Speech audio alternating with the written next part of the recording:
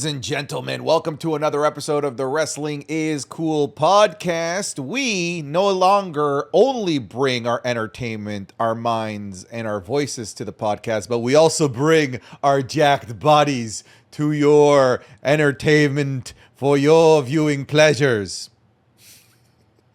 Rusev is going to bring gold. I don't know why everyone's downplaying Rusev, dude. One of my most watched clips on the IG was Rusev's return. And I'm telling you, dude, once you get exposed to Rusev the Redeemer. Yeah.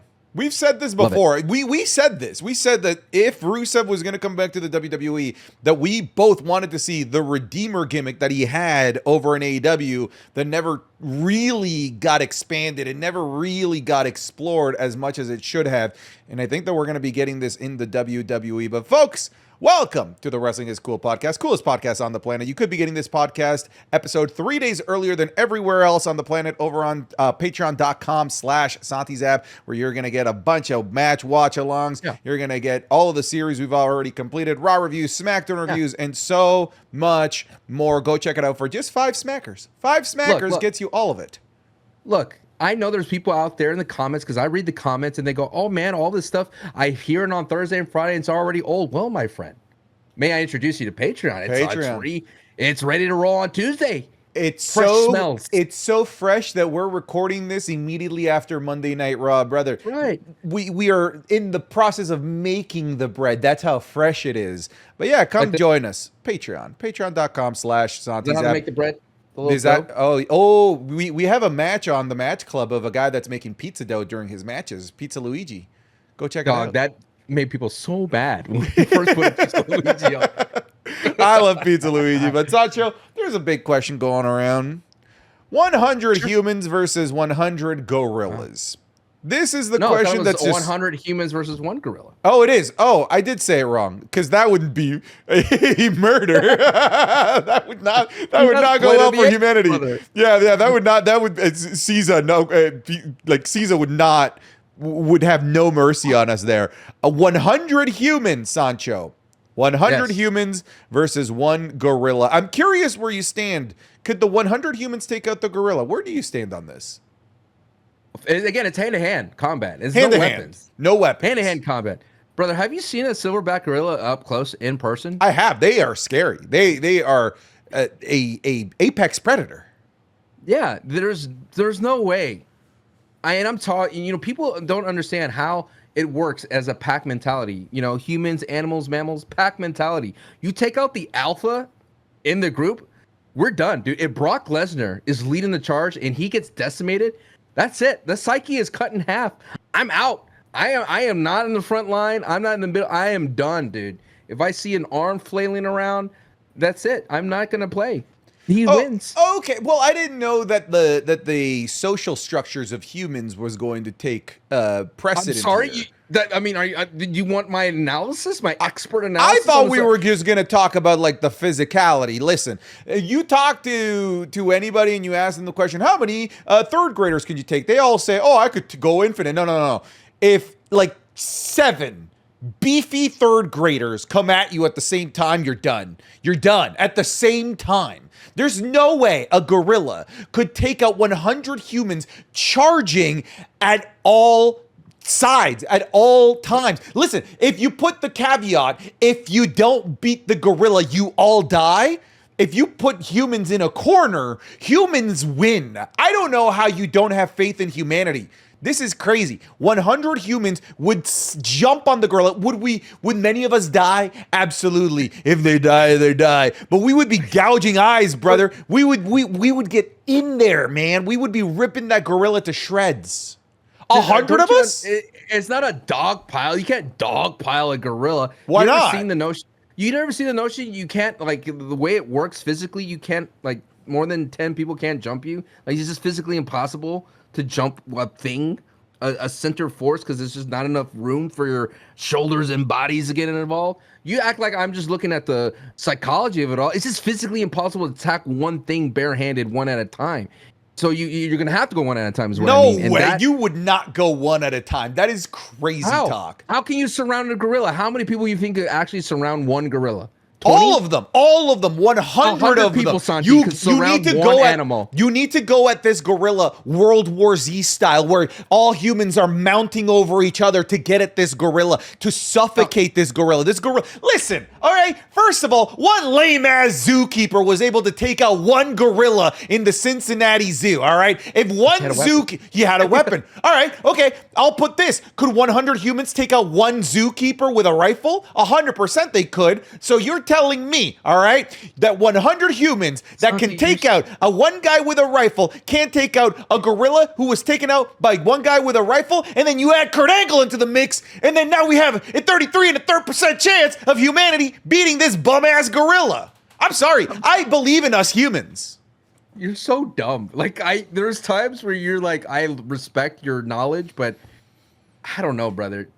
I'm sorry, dude. You're telling me that if you see Con Man running out there and he just backhanded, bam, and he flies against the wall, you're not gonna retreat? Well, you're putting out the worst of us out there if you're putting out con mans. I want like the elite of the elite. All right. We put out the John Bone Jones out there, the Lesnar's of the world, the Braun Strowmans. You put out the best of the best, brother. You put out 09 Randy Orton. You put out 2007 John Cena. All right, let's change it. 100 wrestlers. 100 wrestlers versus one gorilla. So none of this lame-ass con man's built like a bag of milks of the world. We're talking about the elite of the elite. 100 wrestlers. Could they take out a gorilla?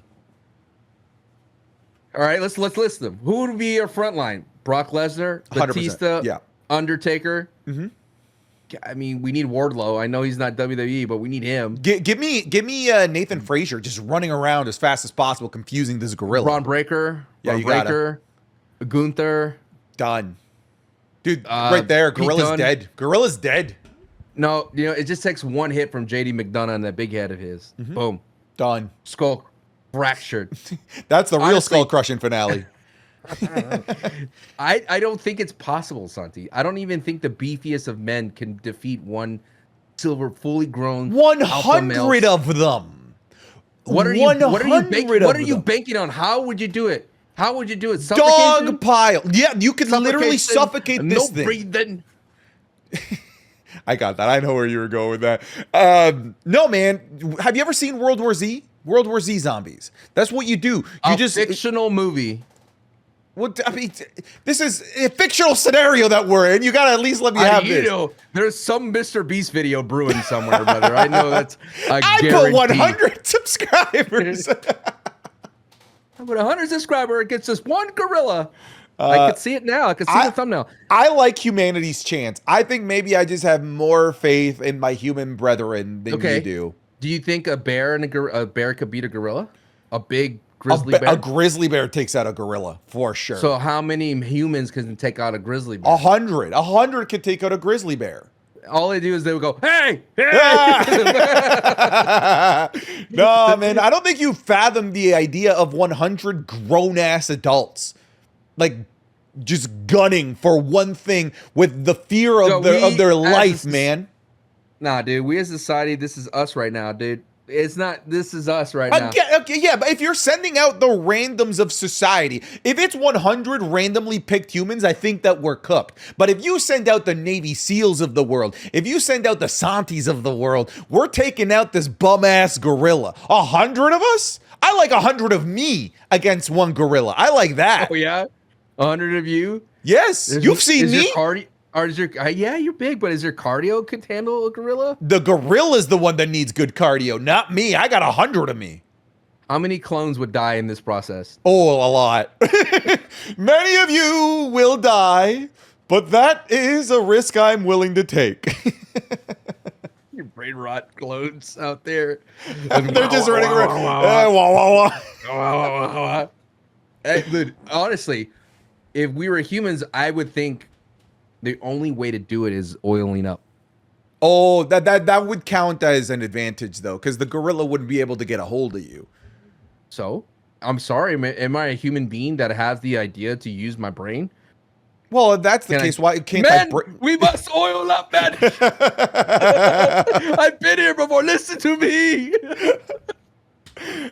Just picturing like a Spartan, like Spartan speech. Men, tonight we lather in oil. Wait, what do you mean? We're not going to face the gorilla, are we? Yes. He's not even here yet. What are you doing, Sir, the fight's tomorrow. Listen, hey, man, where you close at, man? I like humanity's chances in this. I do. No. I do. How can you not? Listen, 100 humans, dude. 100 humans is an insane number. That's if you have no fear. If you have cero. Okay, 100 pentas then. Hey, my Reeves. Hey, gorilla, you stupid. Good old Hurricanrana, dude, Mexican Destroyer one. No, dude, I don't think people understand. Like, I think psyche. I never heard a single person talk about if like it takes out 10 like in a blink of an eye, you're not gonna go like this is a bad idea. Okay, like, but like you ever like you ever face those James Bond henchmen? Like, I'm sorry if my job as a henchman to catch James Bond and you knocked out 5 of my dudes like nothing, I'm out. Batman, same thing. You knock out, I'm out. Okay, but what if they had the mentality? If it's 100 humans that have the mentality of WWE security, where they just keep coming regardless of whether they get destroyed or not, right? They don't stop. Those guys are fearless. Those guys are fearless. They all gathered and the gorilla's gonna jump off the top rope. But I mean, I feel like the way that you feel like this fight would go the same way that it would go when a wrestler is fighting off all the security guards. That they just get chucked all over. Nah, 100, man, 100. 100 humans, 100 grown-ass adults. What does ChatGPT say? All right, yeah, I can pull this up. When human capacity, mental capacity, we must turn to AI that will soon take over. AI will lead the way. We must oil our brothers. All right, so I could ask it in voice. Ask it. Like, should we have a conversation with ChatGPT? Sure. All right. Conversation with ChatGPT, right. First time ever, and then ask it what wrestlers would beat. Hey, ChatGPT. Could you do a quick analysis and tell us what you think the result of 100 men versus 1 gorilla, how that would go? Who do you think would win this fight? Is it not coming through? I don't think it's coming through. All right. I don't hear it. Hang on. It's not coming through for me. You don't put it on speakerphone or something? Yeah, it's not working. Let me just ask technology. It. Yeah, man, me and technology. Okay. 100. This is what's going to beat a gorilla right here. Humans versus 1 gorilla. Who wins? This is our best right here. This is content right here. Okay, so ChatGPT's thinking. Okay, in almost every realistic scenario, 100 humans would win against 1 gorilla if they coordinated even somewhat well. Here's why. Numbers. 100 is an overwhelming numerical advantage, which is exactly what I told you. Even though a gorilla is incredibly strong, some estimates say 4 to 9 times the strength of an average human, it can't fight off 100 people at once. Strategy. Humans are intelligent, can work together, and can use basic tactics surrounding the gorilla, overwhelming it, and using tools. Okay, tools would be unfair. Endurance. A gorilla could easily... That's an automatic DQ. That would be a DQ. Endurance. A gorilla could easily injure or kill a few people very quickly, but after a while, it would get tired. 100 people could wear it down. Listen, man, you're talking about the species that survived the Ice Age. We were taking... Okay, so it's late, all right? So I messed up my word, and now that you've lost this argument, this is what you're backing into, all right? I know how you operate.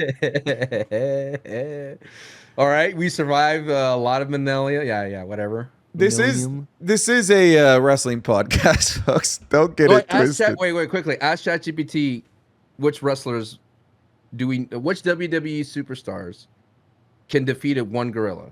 And see what it thinks. Okay. We're asking the important questions here. What WWE superstars could defeat a gorilla? Okay, yeah. Let's see. All right, it's thinking here. All right, so it says, all right, let's be real about it. In capitals, no WWE superstar could fairly defeat a gorilla in one-on-one in a pure fight. And then it lists out the reasons. He's just it says Even the biggest and strongest WWE stars like Brock Lesnar, Bobby Lashley, or Braun Strowman are still human, nowhere near the raw strength, bite force, or aggression of a gorilla. Here you go. Listen, it says, but in a fantasy kayfabe sense, where you exaggerate wrestlers' ability the way that WWE does, a few might be presented as beating a gorilla for entertainment. Brock Lesnar has a UFC background, pure strength, and is fearless. Bobby Lashley, legit MMA fighter, strong as hell. Gunther, tough, unbreakable, pain tolerance. Okay, I'm just going to list you what it says. Roman Reigns, Braun Strowman. It lists Undertaker, bracket, in his prime. ChatGPT's like head of the curve. Wait, it is right. Let's not. Nothing after WrestleMania 29. Let's be real, all right? All right. Shall we actually talk about some wrestling now? Holy man, we spent the first 15 minutes talking about the gorilla scenario. It's Raw after it's Mania season. It's done. It's gone. You know. Yeah. What else are we gonna talk about? Well, we could talk about Seth Rollins. Wait. How many Rey Mysterios does it take to beat a gorilla? I need to know this before we move on. You want me to patch ChatGPT? Yes, yeah, we got to know this. This is a Animo. All right, let me have a look here. Animo. How many Rey Mysterios does it take to defeat a gorilla? All right, ChatGPT, what you got here? What do you got, ChatGPT? It says, this is a hilarious and awesome question. Let's break it down seriously. Rey Mysterio is about 5'6" and about 175 pounds. A gorilla, average adult male, is about 5'5", but 350 to 400 pounds and absurdly stronger, like 4 to 9 times stronger than an adult male. In a real fight, one Rey Mysterio would get absolutely obliterated in seconds. But multiple Reys, they're fast, agile, and could swarm the gorilla if there were enough of them. A rough estimate: a gorilla could seriously injure or kill one human per 1 to 2 seconds when enraged. Rey is fast, but he's not a tank. It would probably take at least 30 to 40 Rey Mysterios to overwhelm the gorilla purely by numbers. That is a solid number. And then it says, realistically, to minimize casualties, you'd probably need around 50 Rey Mysterios attacking intelligently to guarantee a win without most of them getting slaughtered. So there it is, man. Oh, it has a bonus. If all of the Reys have chairs or weapons, you might be able to drop the Rey Mysterios to around 20 to 25. Okay, so have we changed your mind about 100 humans taking out a gorilla? Dog, it's the coordination part. That's the X factor, dog. But that's what we use to survive for millions and millions of years. Have you seen Squid Games? We took out woolly mammoths, brother. Woolly mammoths. They're trying to bring them back. We'll take them out again. We'll bring them back, and then we'll bury them again. It's not gonna work for us, mammoths. That's what they call it, good old John Cena. Yeah, nice. All right. Wrestling. Oh, people are going to hate this episode.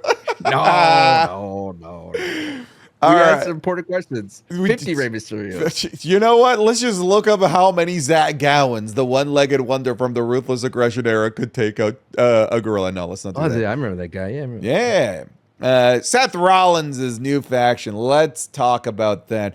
I was really fascinated with this faction on the most recent episode of Monday Night Raw. They're kind of like teetering the line of good guy and bad guy. We have a Seth Rollins that is very much conflicted in terms of the things that he needs to do to achieve his goals and the friends that might get in the way, like the Sami Zayns of the world, like what we saw today. And oh my God, man, was Sami Zayn on another level of insufferable, high on your horse levels that I've ever seen him. You and I, we've clowned on him before. You see this title? Yeah, you see this title? I hate Sami Zayn. You want to know what I've come to realize about Sami Zayn? He is just a Karen. That's his character. People want to say he's the underdog from the Indies. He's a Karen.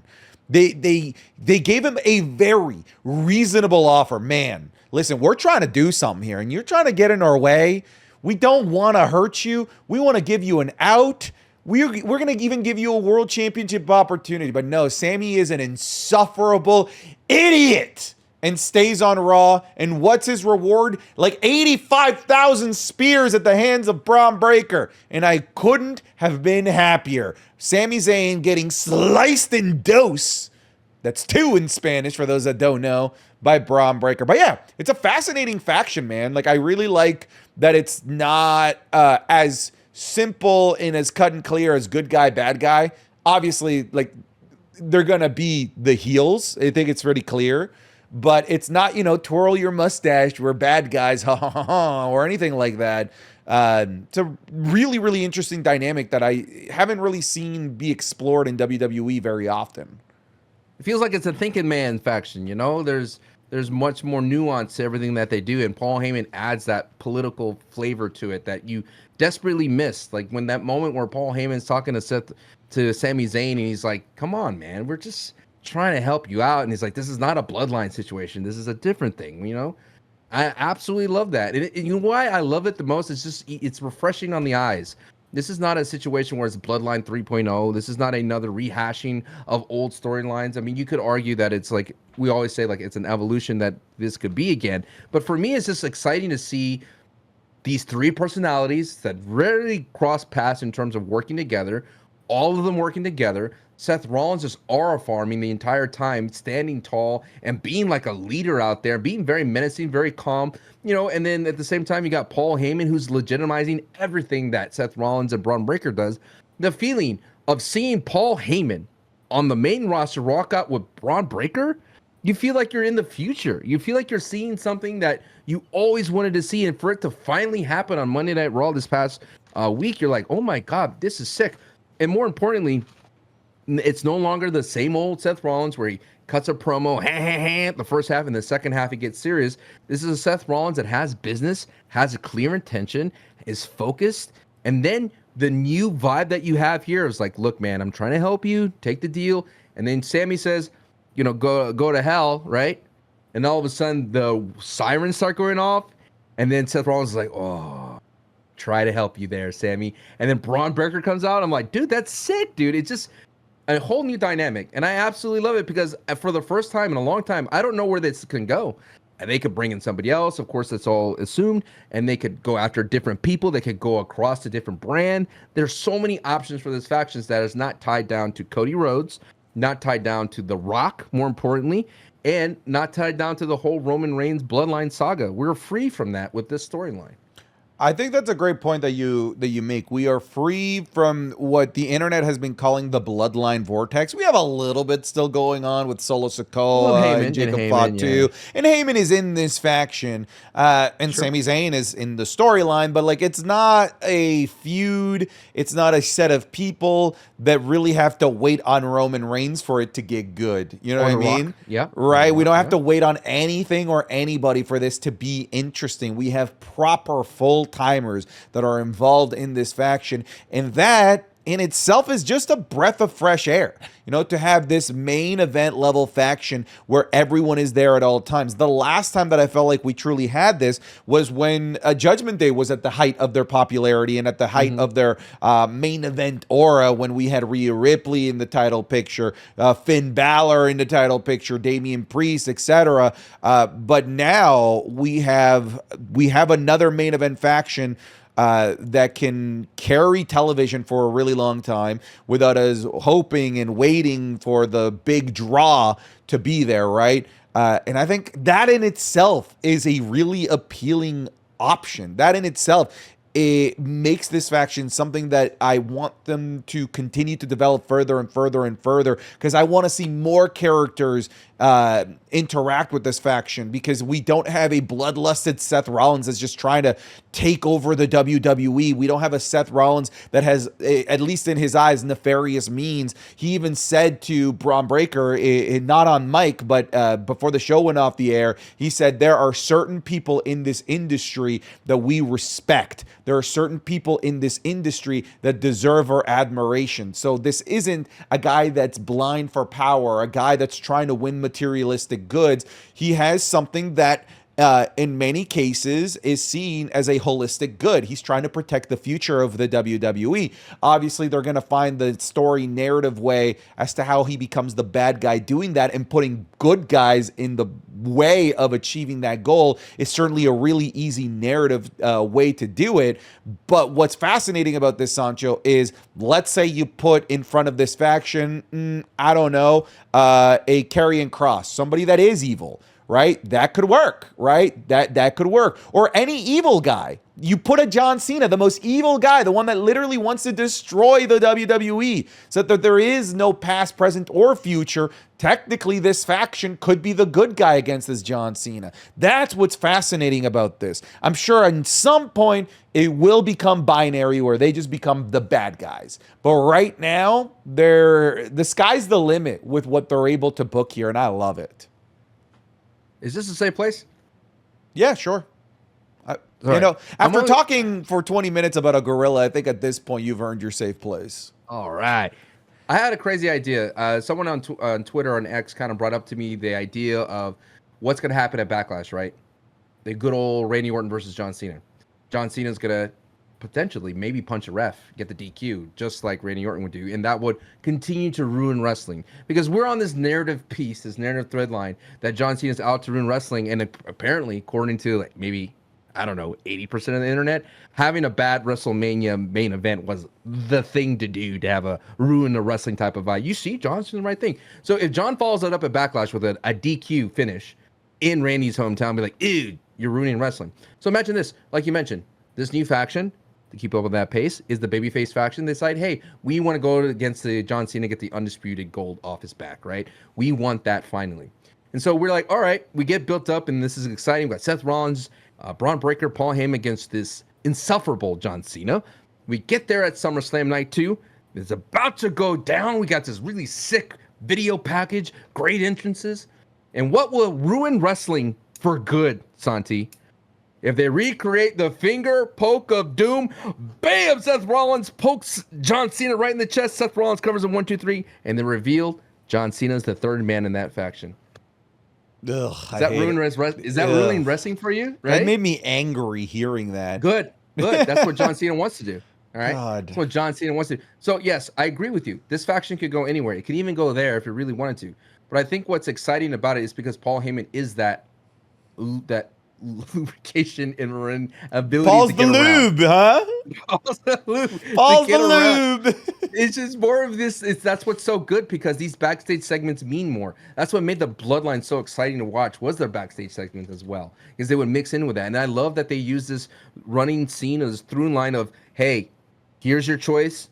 Sammy, make a choice. We have this offer for you. He goes throughout the entire night, stopping by different little people, visiting him, asking about it. Jey Uso has a really cool moment, like, hey, brother, whatever you choose, no, I'm not mad at you. I respect you. You got to do what's best for you. Think about your family, getting a championship opportunity. And I like that he has, like, hey, here's your chance. Here's your opportunity. Oh, you don't want it? All right, now we got a match. My only criticism on Monday Night Raw, just take a quick pick stop. 4 matches. Oh, brother, what are we doing here? Can we have a little bit more, please? Can we get like 6 or 7? You're telling me we can't have Karrion Kross on TV with a little match or something? You can't give a little love for Rusev or something? I'm just saying, bro. 4 matches. If I would have spent, I don't know, $500 to go to Monday Night Raw, and I got 4 matches and maybe a dark match. I don't even know there's a dark match today. I'd be kind of, I'd be heated, brother. Oh, and then brother, you're poor. You're poor. That's what it is. You dare offer me to buy a SummerSlam front row package for $40,000? Yeah. I'm telling you, Santi, I've saw the tea leaves. I made a video about this months ago, that the WWE is heading toward an iceberg, and no one wanted to talk about it. Dude, prices are insane. That's what it is, man. You want more than 4 matches? Pay 45 bands, you poor bitch. That's what WWE is saying. Yeah, you take your 5 matches, night 1 of SummerSlam, 5 on night 2, and give us $45,000. But hey, it's worth it, because there's going to be an appearance from, wait for it, Kevin Nash. Oh man, $45,000. I'll take it, WWE. That is so worth it. Yeah, that's a whole different conversation altogether. 45 bands, man. I know that it's the on location, right? It's the super special package or whatever. You get photo ops at the tables. You get photo ops. I better get a Michelin star experience. I want white glove service. Brother, I better get Randy Orton like giving me a tutorial on the RKO at that point, right? Like I better get an RKO masterclass if I'm paying that much money for anything wrestling related. Yeah, man. It's gonna get crazier, dude. That's SummerSlam. That's SummerSlam. What the hell are the Mania 42 tickets gonna be? Oh my God. And it's all Seth Rollins and Paul Heyman's and Braun Breaker's fault. It's all their fault. No, it's John Cena. He's ruined wrestling by making that's his whole tactic. He just has convinced WWE to make tickets super expensive. No one can go. But look, I would say no one can afford these, but these are sold out. People buy these. It's true. He can't. Hey, supply and demand, brother. You can't fault him. Someone bought him. Someone's like, I'm in. Swipe. Swipe. That's crazy to me. There are very. Is there an entertainment experience that, in my eyes, is worth $45,000? And I don't think that there is. Dude, not even those Disney VIP. You know, the Disneyland where you see the VIP people and they skip all the lines and get all the food brought to them. Okay, that's worth tour it. Guys. I've always wanted to do that. I've always wanted to do that. Yeah. I've always wanted to do that. I've always wanted to do that. Ever since I became a functioning adult with income, I always get Lime Fast Pass at whatever theme park. I'm like, if there is one thing that I'm willing to splurge on, it's conveniences. All right. And the convenience of skipping lines at anything, anywhere, is the best feeling ever. I love shelling out money for that. But for SummerSlam to meet Kevin Nash, I'll pass, brother. What if it was they put like a room in the middle of the ring? That'd be sick. You stay the night in the arena, in the ring, and you sleep on the mat. That'd be kind of dope. I'll spend 50 grand on that. No, you wouldn't. That'd be not. No, you wouldn't. To be in an empty arena with you, my best friend. Come on. If they let us record the podcast in the middle of an empty arena in the ring, I'd be like, it'd okay. Be scary. You ever heard of this thing in in the theater world, they have a thing called a ghost light, and it's just a single light on the empty stage, and it's for the ghosts. Oh. Every arena, every theater you've ever been in, Santi's haunted, guaranteed. Guaranteed. Woo. Yeah, I mean, I think there's a lot of places where this faction can go. One of the things that I'm kind of disappointed in, and I might be saying this early. Yeah, I am being critical here. I don't know if I'm being too early on this critique, but were you not sussing out the fact that this was going to be Roman Reigns and CM Punk versus Braun Breaker and Seth Rollins at Backlash? I really thought that they were going to basically redo what they did with Solo Sakoa teaming up with Tama Tonga, and then that being how they continue to expand their group. We had Tonga Loa there. I think it's kind of a bummer that they're not immediately paying this off or giving us step 2 of this come Backlash. Hell, we didn't even have CM Punk on this episode of Monday Night Raw. I wasn't expecting Roman, don't get me wrong, but I really thought that was going to be the best next step to really get this faction over. Not that it needs help getting over, but to really cement this as, like, I don't know, even more than what I'm seeing right now. I see what you're saying. I mean, you got, what, 3 weeks to Backlash? Yeah. It's not a lot of time. You think they'd pull what they did last year where they were like, we're going to have, you know what? All right, gentlemen, you guys can't handle it. We're going to have a match. Like, that's where they have CM Punk, Roman come out, and all of a sudden we're going to get an impromptu tag match. Yeah, but that match that happened at Backlash last year wasn't impromptu. They just made the street fight stipulation impromptu. Yes, the match was actually he spoke in French. Yeah, yes, he did. The match was actually scheduled. They built it, but it doesn't seem like we're going to be getting this faction at all on Backlash. Now, like, when I look at the Backlash card, that already has 4 matches, by the way. That's it. Then we're tapped out. I mean, historically, it's either just that or maybe one more, right? Like, tops. I think you get a Fatu match in there. That's what I'm thinking. Maybe like a fatal 4-way, Jacob Fatu U.S. title match. But it doesn't look like there is, not that there isn't room. There's always room for a Seth Rollins and his faction and anything that they want to do. It would have been nice to get them immediately in the first PLE after WrestleMania. I I think you want that because you're expecting them to introduce the third I fan there. literally am. That's exactly. It's literally beat for beat exactly why I'm complaining and not turning my brain off, Sancho. I should just turn my brain off and be a nice little wrestling WWE bot. So many comments in there to last week's episode because I do read them. We're like, we took it out of context of Triple H's thing. I don't think I did. I mean, I really don't think that I did. I think the whole clip in would just further justifies it is Triple H walked back on his comment because he realized he overstepped his bounds a hair. But I understand. Guys, look, it's all good. We can have these conversations. We're big boys. We understand. But we like to have fun. We like to poke fun at the silliness of this whole thing called pro wrestling. I mean, it's oftentimes I feel like pro wrestling puts a foot in its mouth every now and then, and we gotta have fun with it every now and then. Like, for example, my funniest thing I took away from the last Monday Night Raw is when Seth Rollins just out of habit goes to his curb stunt and Braun Breaker's in the corner. So he literally drops it right on top of Braun Breaker, goes, dude, like, oh, here I go. And Braun Breaker's in the corner, like, I don't know where to go. I don't know where to go. I tweeted it out, but it's just so, if you go back to it, it's just so funny because Seth Rollins goes and does a curb stomp on Sami Zayn, but out of habit, he has to put his back into the corner, but he forgets that Braun Breaker is literally in the corner. That's funny. All right. Well, we kind of already talked about it. Let's talk about Backlash because the Backlash card came together real quick. And to be fair, they needed to be real quick. I don't think people realize how quick Backlash happens immediately after WrestleMania because Backlash is May 10th. That is 3 cycles of episodes of Raws and SmackDown between WrestleMania and the actual Backlash show. There are not very many episodes left. That's it? Isn't it just rematches for Mania? That's what it's always billed as, right? That's usually what it is. It's usually, for a while they even got way too literal. They even started calling the PLE WrestleMania Backlash, which was so dumb. I remember that. It's just like, we already know that that's what it is, but now thank you for making it really extra obvious, Vince, because we're so stupid. There is only one more episode of Monday Night Raw after this to build Backlash. And doesn't that feel like we're just sort of like flying through to the next PLE cycle? And obviously it feels that way because it was a month and 20 days between Elimination Chamber and WrestleMania. And now we're looking at less than 21 days, basically, or like 21 days between WrestleMania and Backlash. So it's built up quick, and we already have some matches.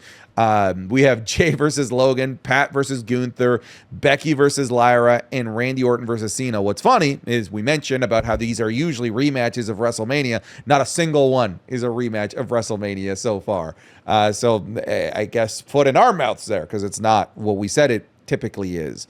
But let's talk about a couple of these things because it also allows us to talk about the storyline and feud. Jay versus Logan got kicked off today.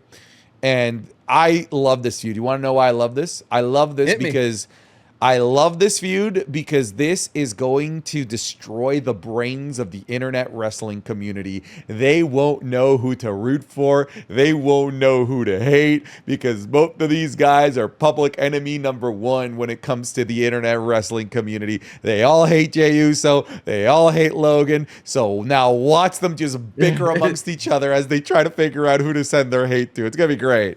He's like the AI bot, like I don't know who to hate anymore.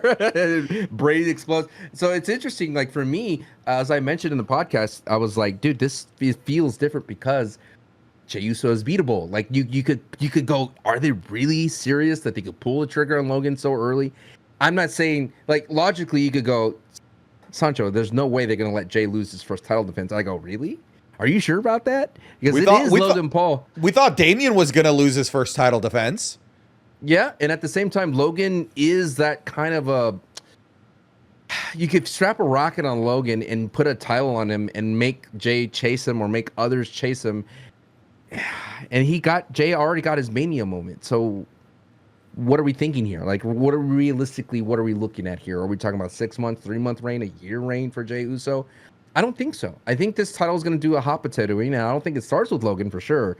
But I think that WWE is going to float a lot of people that we go, is this possible?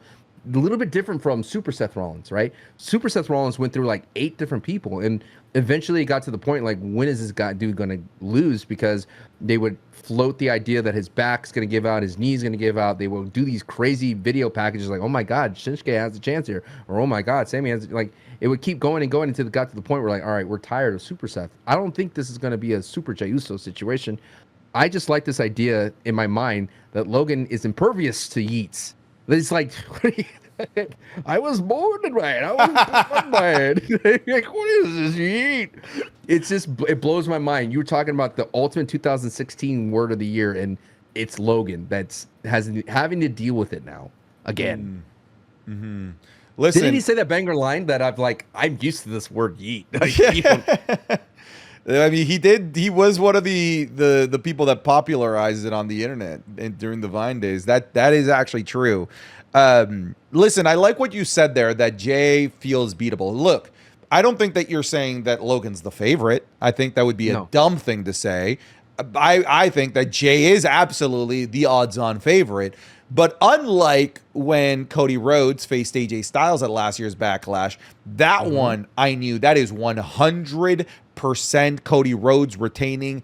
Not in a million years will Cody Rhodes lose this match. There is, I don't know, a couple percentages of possibility that Logan Paul could win. And same thing goes with Randy Orton, by the way. Both champions, if they were to lose, I'd be like, okay, that's kind of sick. That's kind of sick. But I'm not going into either of these matches thinking that either of them are a foregone conclusion, like I did with Cody Rhodes versus AJ Styles, like I did with most Cody Rhodes championship defenses. Thanks, Rock. That was your doing, by the way. We don't have that Rock moment ruining these championship reigns right off the onset. Both of these champions could realistically lose if things don't go their way, and it could make sense. It would be the equivalent of Jey Uso came out and celebrated, and then Seth Rollins came out and brought with Braun Breaker and Paul. You'd be like, oh, I'm going to wait for this match then. Because that's exactly what the WWE, they shot himself, they painted himself in the corner with the Rock thing. So it'd be like if Jey Uso came out and they presented LA Knight or Gunther or someone of that level, right? Of someone that you'd be like, oh, that match is further down the line. But the way they did it, immediacy with Logan Paul, now I'm just focused on this match and this match only, because I don't see other people that is the overlord to Jey Uso anymore. Like you're mentioning, that's The Rock being the overlord for Cody. I would love them to run it with Cody. It'd be interesting to see Cody versus Jey. I mean, they have that relationship, that brotherhood. And then you would go, ooh, are they going to put the heavyweight title on Cody? Like, there's so many possibilities with Jey, and I like that. And again, I'm not a Jey Uso hater. I just love the idea of anything could happen. And that's why that's the theme of today. I love that with Seth Rollins' faction, anything can happen, and anything can happen with Jey Uso's title reign. And this is a complete opposite vibe of Gunther, because then as a Gunther fan or a Gunther lover, you're just sitting there wondering, how is this going to help Gunther's legacy? Like, how is this going to add to the prestige of the title? For Jey Uso, I'm just looking forward a fun run, you know? Hey, where are my Gunther lovers at? My Gooner lovers. Dude, that's my favorite meme. The Gooner meme. Yeah, that's so good. That one is so good. It's so good. It is funny seeing people online just being absolutely appalled by the idea that the sanctity of the sport, the World Heavyweight Championship belt, is going through a Jey Uso versus Logan Paul match. You know, we say as wrestling fans, especially with what's happened recently, you know, if you told me that this would happen 5 years ago, I'd say you're crazy. Listen, I don't have to go that far back. You know what? 3 years ago, if you told me that there was going to be a world championship match between Jey Uso and Logan Paul, I would literally burst my ass off laughing. Because it is kind of insane. It is insane that this match is a thing, but I'm here for it. I think it's going to be a fun feud.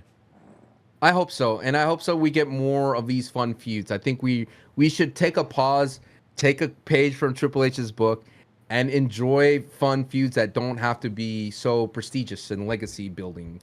I mean, yes, this is going to be great for Jey Uso to beat Logan, but I'm thinking this is just going to have a really fun promo. It was a fun promo. Jey Uso coming out there like, you know, going back in the Uso Penitentiary days. I like it that he said, I can't lose to a YouTuber. Like, I like that. And I liked when the previous time they met, Logan's like, dude, I've been yeeting since 2017. Like, we just hope, I just want Logan to go back to his old style of wrestling that made him so unique. And I don't need Logan to prove himself that he's the Graps. Yeah. I don't need him to be another AJ Styles. I don't need him to be anybody or Jeff Hardy. Just be yourself, Logan, because that's what made you so like combustible. It made you so exciting to watch. Be viral. Like Yes. I hope he's not shying away from that because he's trying to prove to the world that he's a great professional wrestler. I think he should lean on the things that made him that honestly made him a household name even within the WWE and outside of the WWE, which is his viral moments, the things that, you know, even if he isn't the main event, he ends up being the talking point for days to come because of all the clips that are generated from it. And we didn't get that at WrestleMania with AJ Styles because he tried to be too much of the Graps Logan Paul. And I won't tell you that he was bad, but I'll tell you that that's not what I wanted to see. It's not what I paid my hard-earned money for. It's not what I paid my $45,000 for. If he would have waited from using the pulverizer until Mania, that would have been viral. The pulverizer, like, is it like debuting his finisher? Oh my god, yeah. Oh my Sure. god, what is this? Kind of crazy, but no, he used it on Rey. And we all know, according to math, 50 Rey Mysterios would beat a gorilla. So that means how many Logans could beat? Technically less, right? It'd have to be less. Do you want me to look it up? How many Logan Pauls could defeat a gorilla? I mean, I'm guessing 15. all right. Let me ask ChatGPT. Okay, how many Logan Pauls does it take to defeat a gorilla? Defeat. Nice. All right. Honestly, no realistic number of Logan Pauls could defeat a gorilla. Whoa. Whoa! Rey has the magic. Oh my god! Well, it says one Logan. A Rey fan. Yeah, it says one Logan Paul instantly flattened. 5 Logan Pauls maybe last a few seconds. 10 plus Logan Pauls, they might start to slow it down slightly, but not enough to win. If you want, I can even break it down like a fight simulation for fun. Want me to? Yes. ChatGPT, just do it. All right. Yeah. Just don't crunch the bait numbers. me. Yeah, just crunch them. Oh God! Okay, no, this is way too detailed. ChatGPT is going way. It's getting way. All right, ChatGPT. Yeah, this thing's putting out a podcast right here, trying to give me its fight scenarios. He's fantasy booking.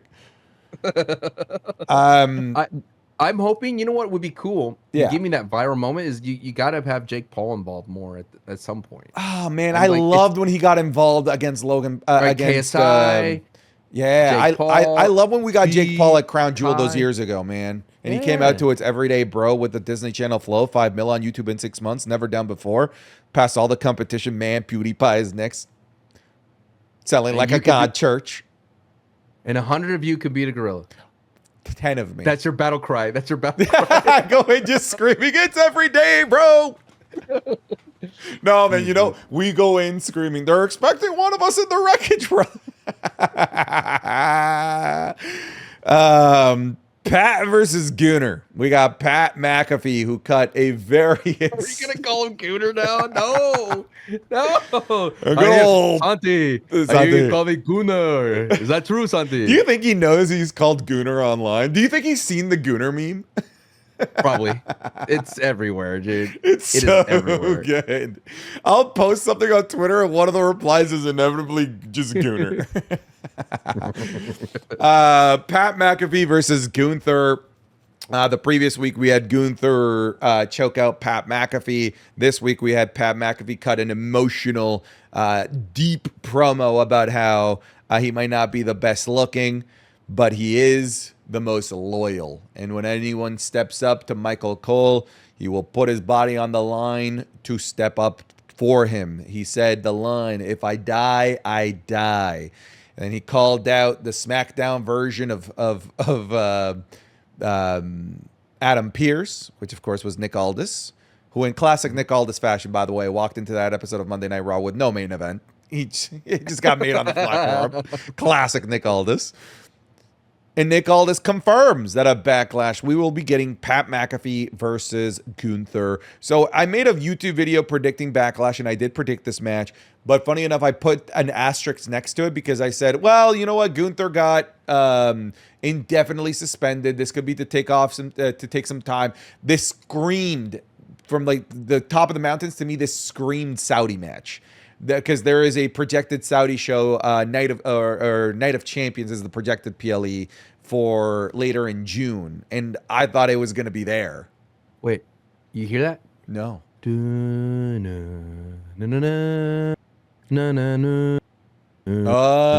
Goldberg. Goldberg. That's the That's Saudi match. Dude, That's the perfect match for the Saudis. It is. Somebody in my hot takes actually immediately after the choking out mentioned it, that like this might just be the setup to the Goldberg match. And yeah, like we've had Goldberg basically come back before to take out bullies. And this is about as bully as it gets, right? Taking on somebody that's a non-in-ring combatant in Michael Cole and Pat McAfee. I think they're setting up Goldberg. And I'm down for it. I am down for Goldberg versus Gunther. Why not? So long as it's not at Mania, no, but I'll take it at SummerSlam. It's a 2-night SummerSlam. I'll take it there, sure. I'll take it at a Saudi show. I'm down. I just want to make sure that I'm clear that I say that I do not want Gunther to lose that at all, but I know that he will. He's gonna lose it. But I know that he will. Do you think that was Pat's best piece of work as a promo? Like, it kind of felt like he was cutting a promo on the Pat McAfee show. You know, it was his element. He cut it from the commentator's desk and felt a nice cadence, very vulnerable, very inspiring. Talked about where he grew up, didn't have, you know, the best life growing up. He was always, what was the word that he used? When you'd get drafted last in the NFL, Mr. Irrelevant, right? He called himself Mr. Irrelevant. He kind of worked his way through. No one knows he's a hard worker. I liked that, and I know that if Pat wanted to, he could be a solid talker on the microphone, which he already is. But he's a solid package as a wrestler, right? But obviously, he just makes more money doing anything but wrestling. So that's why I think like when this match got put together, it's just sending a lamb out to slaughter for that Goldberg run-in. Yeah. It's a fun side quest. It's a side quest for Gunther. It's one of the things that I've been saying in my YouTube videos is that this is a nice, simple, cheap way to get some heat back for Gunther after losing to Jey Uso, getting honestly kind of clowned by his own move. You know, at the end of the day, that is what happened. But this is a good, easy way to get some heat on Gunther and remember, you know, and remind the world that he's a scary dude and that you don't just put random people out there, because this is like one dude versus one gorilla. Time out though. Do you feel though that the WWE hasn't really changed in this era if they bring back Goldberg? Like, wouldn't that be too much of a Goldberg? I know I've been drumming the Goldberg drum for a while, but in your minds, you feel like this is a step back from what we've been accommodated or accustomed to when it comes to WWE booking, like this such logical booking and, you know, using the new future and elevating newer stars versus the aging star or the part-timer, because this guy is a showcase star. I thought we would mature out of this phase in the Triple H era, but here we are. It's possible. For me to know whether or not we've matured past it while still being able to use it is if the actual full-time performer can win this damn feud, because that's the symptom of the Vince McMahon showcase style matches, that the dude coming in for the one-off match always won. Can we move away from that? Can we have the actual performer that's there on a week-to-week basis actually win that feud? Can Goldberg actually do the job for Gunther? If the answer is yes, if Gunther walks away, then all of a sudden these showcase matches with one-off part-time talent do become more intriguing to me, and it would feel like we've moved not necessarily away from showcase matches, but away from showcase matches being used to bury actual talent that's there every single week, because that was the norm, unfortunately, under Vince McMahon. This is a question. This is something that I'm noticing. It's like there's WWE loves to repeat old things, and I mean Goldberg, but we always say Saudis, they change the narrative all the time. Like all of a sudden you got a Gunther versus Cody, which at the time we're like, yeah, it's a cool showcase match, but at the end of the day, it did nothing for Cody really, and it ruined Gunther for a bit.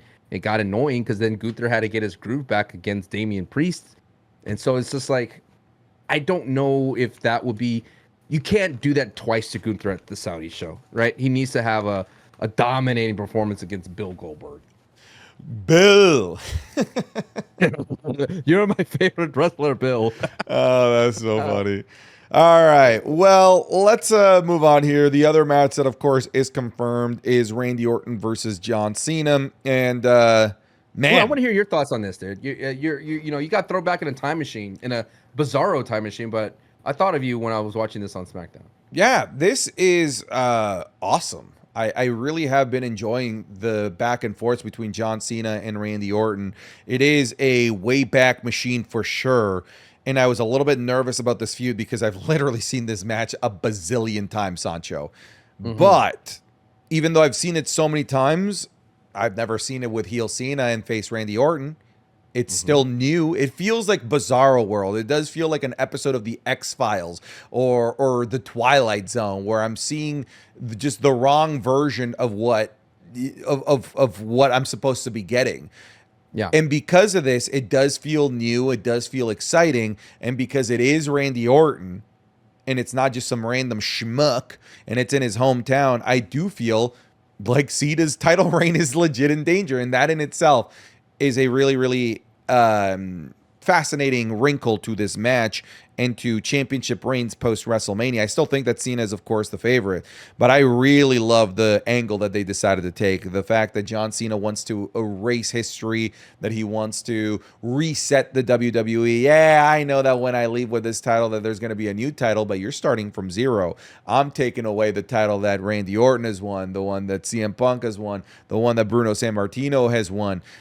And that it really rang true when Randy Orton came out there and said, "No, I'm not even just here for the people. I'm here for me. I'm here for my family. Like, you're trying to erase 3 generations of Ortons, and I'm not okay with it." And I kind of vibe with even if it is a babyface. I kind of like the selfish desires of Randy Orton to not have his family legacy.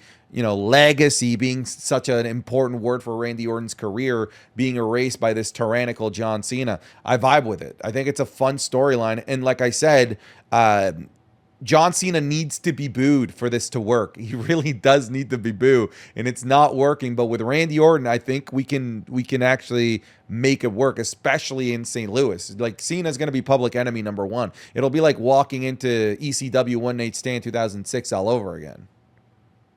Well. I am going to say something that may make you hate me even more. Or a question. Do you feel that when it's Randy and John, there's a little bit more oomph underneath the hood, right? There's a little bit more horsepower underneath the promo. And then we got good old, so what do you want to talk about? Cody Rhodes, it never got there.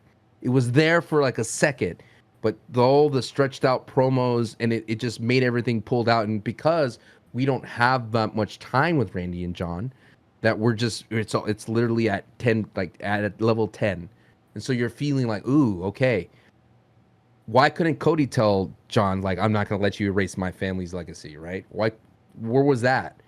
I mean, he kind of did it, and you know how he did it? With a belt presentation. Right? Look at all these belts. And you're like, there's this still disconnect. But when Randy Orton does it in a very simplistic way, in more intensity, he puts the mic down and he yells at John. He's like, I'm not going to let you do it. You can't do that to me, right? That's not what you're going to do at Backlash. Like, it's just different. And I think it's just because the WWE has the ability to do something special with Randy and John again. But I think that at the end of the day, Cody and John Cena, they dropped the ball. And they dropped the ball, and it's not Cody Rhodes' fault. We said countless times at this wrestling school, Cody Rhodes is not the problem in that feud. It's the WWE sending Cody Rhodes out there to do dumb things and make him look dumb. Like, I kept racking my brain about WrestleMania 41 over and over again, right? To torture myself. To say, what was the problem? John Cena made Cody Rhodes make a choice. Like, do it the right way. And I'm like, brother, and I said this in the pod, Cody has put Kevin Owens through a ladder. Cody has hit AJ Styles with the stairs. Cody has done so much heinous things along the way that teeters the line of babyface and heel throughout his entire run as a title holder. And why stop now? Why stop now when the soul of the WWE is on the line? You know, when you would think that he would do anything to win, to beat John Cena from stopping this, it reminds me, my friend, of when good old Thor threw Stormbreaker and he went all the way through and hit, bam, Thanos right in the chest. And what did Thanos tell Thor? Should have aimed for the head. And that's what Cody's made a mistake. And now we're going to see good old Janos, go out there and destroy everything. And I'm sorry, dude. Like I said, Randy's the first guy out there to the first line of defense. Bye-bye, Randy. But I will reiterate, if everyone I've seen people post like view numbers of John and Cody and then John and Randy, that's a weird thing to do because John and Randy has so much history that even someone who's been a dormant agent fan for a long time and that has skipped out on wrestling, when you hear, wait, Randy and John are going to fight again and John Cena's a heel, I'm in. I'm just saying that for the Cody Rhodes fans out there, your boy got done dirty for WrestleMania 41 and Triple H knows it. And The Rock did it. I don't know. Yeah, man, that promo between Randy and John Cena was like by magnitudes of 10 better than any promo that John Cena and Cody Rhodes were able to have, because that was an actual back and forth conversation. Yes. Cody and Cena never had that. It was always like Cena talks, then Cody talks, and they never really got to mix it up. These guys, because it's like riding a bike because they've done it so many times, they mixed it up instantly. Like, dude, they spent the first few minutes of the promo, John Cena getting parent shamed because he doesn't have any kids. Like, John, you know what? You need some kids, man. I think it's time to grow up. And then, like, dude, that stuff that these guys that have this much history and this much legacy are able to do on the fly like that. But yeah, man, like if you're asking me, is the chemistry and the promos between these two better than anything Cena and Cody did? The answer is like emphatically yes. Emphatically yes. The promos have been excellent thus far. And I feel like because the WWE made a error and not building up this idea of icon versus icon, era versus era, Cody Rhodes, John Cena, and they went down this weird path of, we already, went over 1,000 times like John Cena and his soul and things like that. And instead, this is so simple, right? It's so cut and dry. Randy defending his family's legacy, which I thought Cody was going to take that route, and John Cena trying to ruin wrestling. They've made it simple for everybody to follow along, and it's a short build. It's not gonna be overexposed. You're not gonna have Randy Orton go out there and step on a landmine. You're not gonna have John Cena out there get annoying and roast another crowd or another 6-year-old in the audience like he's been doing. Right? There's so many of those less opportunities, and I'm hoping if we ever get a long WrestleMania build again, that they learn that. Like, it's okay to put a story on ice. Like, would it have been annoying at the time to say why they're giving the main event to the War Raiders and New Day? Possibly. We would probably hate it.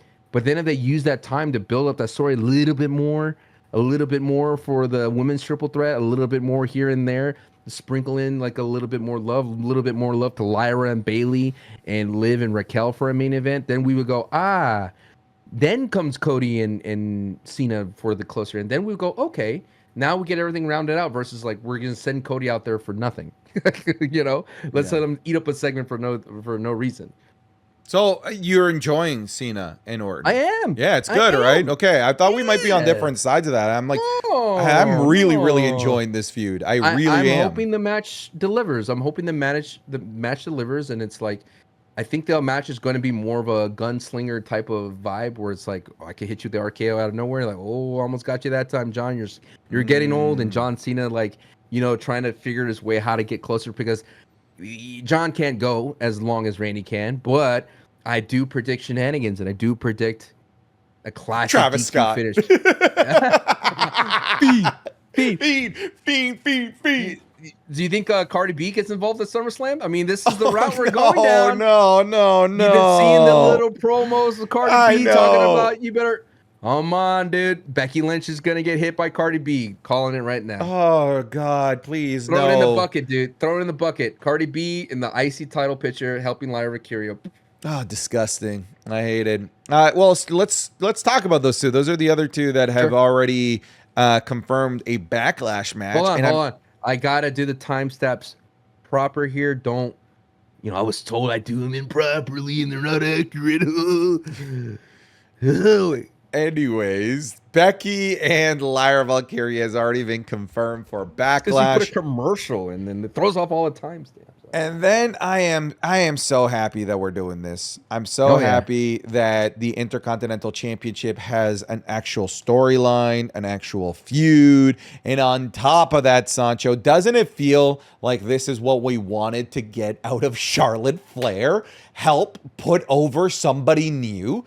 In this promo that we had with heel Becky was playing ball. You know what I mean? She was really teeing up Lyra Valkyria to come out looking strong, while also she's looking strong. She's looking like a great heel. And the thing that I kept thinking is like, man, Becky is good at this. Becky is good at putting over or making a younger talent look good. And why couldn't we have gotten this with Charlotte Flair and Tiffany Stratton? Because I'm going into this match thinking, man, Lyra cut the best promo of her career. Meanwhile, in Charlotte versus Tiffany, Charlotte doesn't let the other person talk. Becky was interjecting her little things, her little heel things here and there, but it wasn't to throw her off. It was just to really add more fuel to the fire. This is chemistry, brother. This is chemistry between a vet and an up-and-comer. This is what I want to see more out of the four horsewomen. This is what I wanted to see out of Charlotte and that we didn't get, but I love that we're getting it here. Lyra's looking the best that she's ever looked coming off the back of that episode of Monday Night Raw and her promo against Becky. The IC title feels as important as it's ever been now that Becky's going after it. And brother, Becky Lynch is winning. She just is. Oh, Becky did reveal she attacked Bayley as well.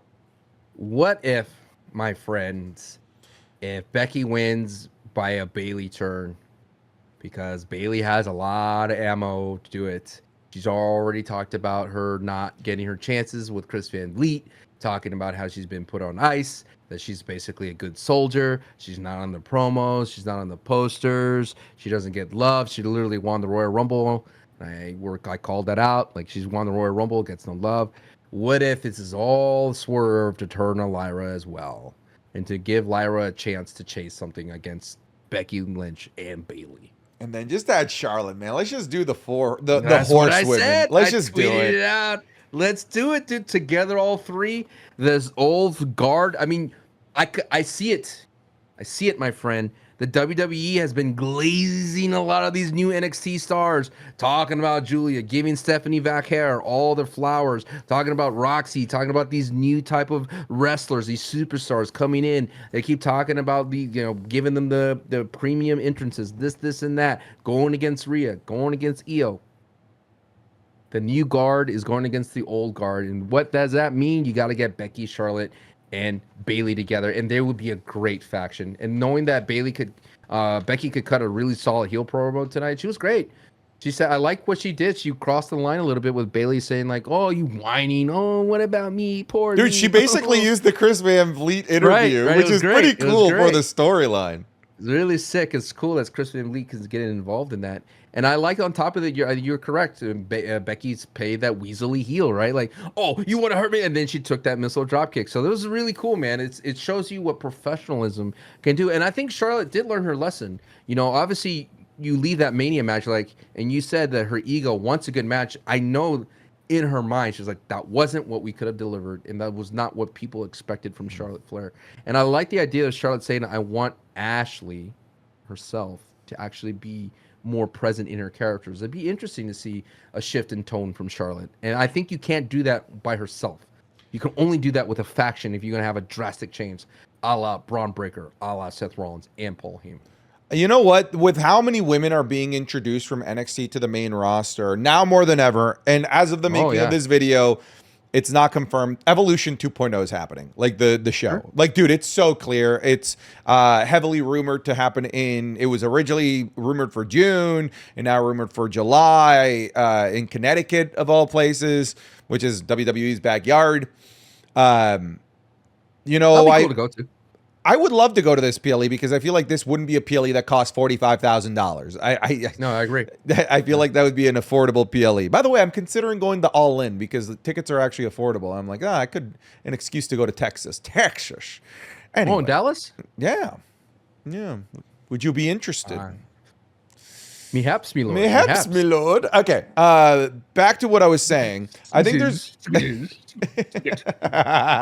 Except Tony Khan would go, yeet, yeah, Tony here. Khan would be like, freaking copyright strike. If you're serious about sports betting, you need a sports book that actually works for you. And that's why I use MyBookie. MyBookie, you're in control. Better odds, bigger wins, and less hassle than the other guy. With the biggest selection of player and prop bets, early cash out options, and live betting that lets you jump in at any time, the fact is you get to play your way at MyBookie. And it's not just sports. MyBookie hosts the party that never ends with a full-fledged casino because they've got everything from blackjack, roulette, to video poker and slots. Folks, if you're new to MyBookie, sign up with promo code Santi and get a deposit boost of up to $2,000. Again, that's promo code Santi. Make sure you use that when you're making your account. So don't settle for a second-rate sports book. Bet smarter, win bigger, only at MyBookie. Now let's get you back to the video. I do think that Evolution 2.0 is happening here, and I really do like the idea of the horsewomen coming together and them coming together to end Evolution, the PLE. That's the image, right? That's the image. Not happening at Backlash or anything like that. If they were to come together to form this super faction of the horsewomen, doing it to close the all-women's PLE, oh, that would be fire. That would be fire. A mystery. But yeah, man, the women's division is like, it's moving quick right now. I'm sniffing out that they're calling up both Julia and Stephanie Vaquer. They've got Stephanie, sorry, as Chad Gable said, Stephanie Vaquer. So I think Stephanie Vaquer, Julia are both getting called up immediately. I think that she's probably going to drop the NXT title, maybe a Battleground in Tampa Bay in late May. That rhymes. Congrats. Yeah, it does. Thank you. And then, of course, we have Roxanne Perez. I think that they're going to bolster this Raw roster.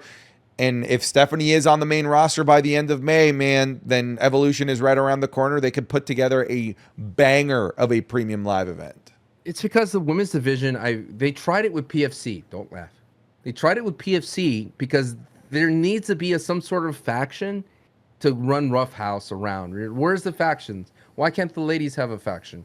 Judgment Day was part of the faction with Liv and Raquel, sure, but Damage Control for a while. Damage Control, but they haven't done anything. They started to do like singles matches with Dakota Kai, and then when I see Dakota Kai coming out with her own music, I'm like, well, she's not really representing Damage Control fully.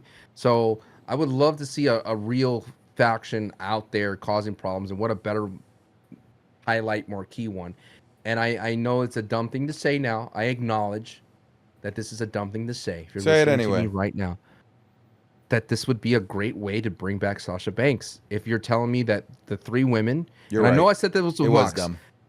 It was dumb, but look, if you have your three friends cooking at the WWE level and a faction together, wouldn't that be alluring to join? If you were like, wow, what else can I do? I mean, it's the same thing that worked with Cope and AEW. He's like, I want to work with Christian, and Christian's over there in AEW doing some cool things. So I think after Mercedes Moné makes her money at AEW, she could definitely check out what's to go happen in WWE. I think it's a better shot than Mox joining a WWE, of course.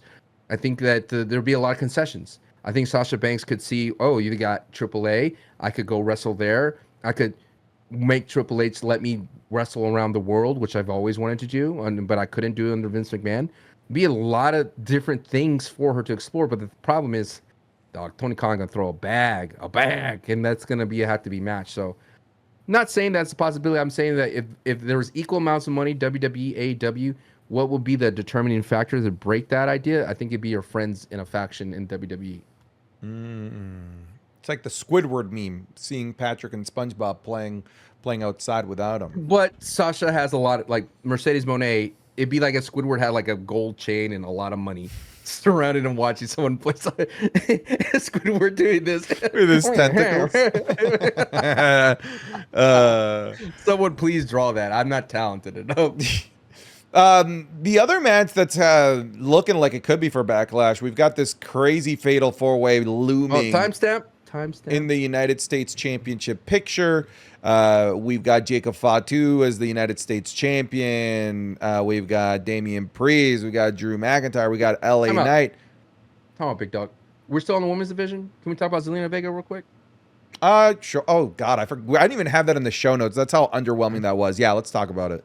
Yeah, I think like the WWE did not do a great service of both women. The mid cards we were complaining, legitimately complaining because they weren't at Mania, they weren't built up properly. Your first feud after Chelsea winning at Saturday Night Main Event was Michin again. So when you keep redoing that, there's no traction there.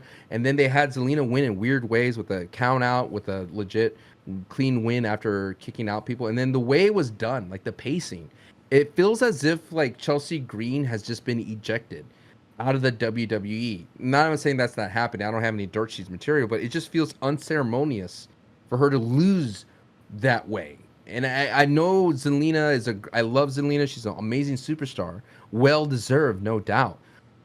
But the belt has not been built up enough to give me that oomph that I was looking for. And I love Zelina's emotion because that means the world to her. Don't get me wrong. I see it. But the WWE did a disservice into not giving me that proper oomph, you know? I mean, it doesn't help when your champion lost 3 straight weeks in a row. Count out. Getting pinned in the 6-woman tag match.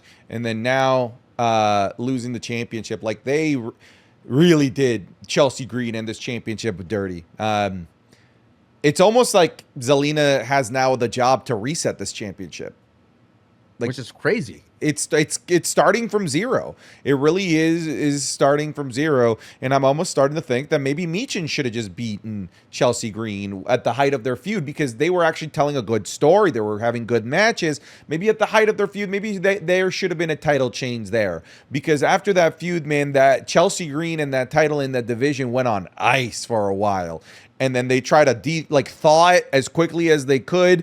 And in the process, just kind of said, throw it out there, see what we can do with it, blah, blah. And it just didn't really lead to anything interesting. So this title change, albeit like so deserved because Zelina Vega is so awesome and has been grinding for so long, fell flat, which I think is such a disservice. 1, to the championship. 2, to the champion.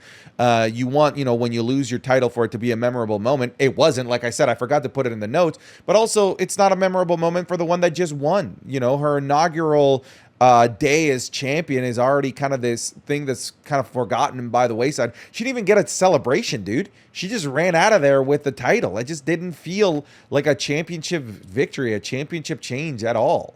It felt like the change of a 24/7 title.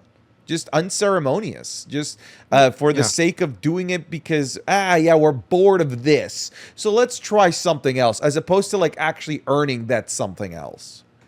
Yeah, I'm hoping that Zelina could reset. I mean, I'm optimistic. I hope they have some ideas, but it just does feel like they just abruptly ended Chelsea for I don't know why.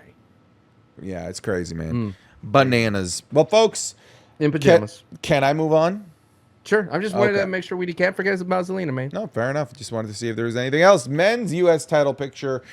Jacob Fatu, Damian Priest, Drew McIntyre, LA Knight. This is a really fascinating feud to really get the ball rolling on because one of the things that I've been saying in my videos is that this division is about to become more important than it's ever been because we don't have Cody Rhodes there. We have a part-time champion who has very limited dates. There will be many episodes of SmackDown where this is the anchor of the show, where this division is the main event of that show, whether it's the longest promos, opening the show, closing the show, main event matches between these 4 guys. These guys are going to be the main event fighting for a mid-card title, which I think is a good position to be in because this could be star-making for any one of these guys. Any one of these guys could break out of this and take advantage of the fact that there is this power vacuum being left behind by Cody Rhodes not being there, by the champion not being a full-timer. And, to use those old Vince-isms, grab the brass ring. I'm excited to see what these guys can do. I love the fact that they put Drew McIntyre in here because he is a known commodity in the main event. And this is going to be the main event for quite a while on Friday Night SmackDown. I hope this gets a match at Backlash, but more than anything, I'm just pumped to see what main event caliber talent can do for this mid-card title. And don't forget, we also have the ever-looming story of Solo Sakoa as well. That's kind of running parallel with Jacob Fatu. At some point, he's going to thumb his cousin. We already know this. He's going to thumb him real good. What?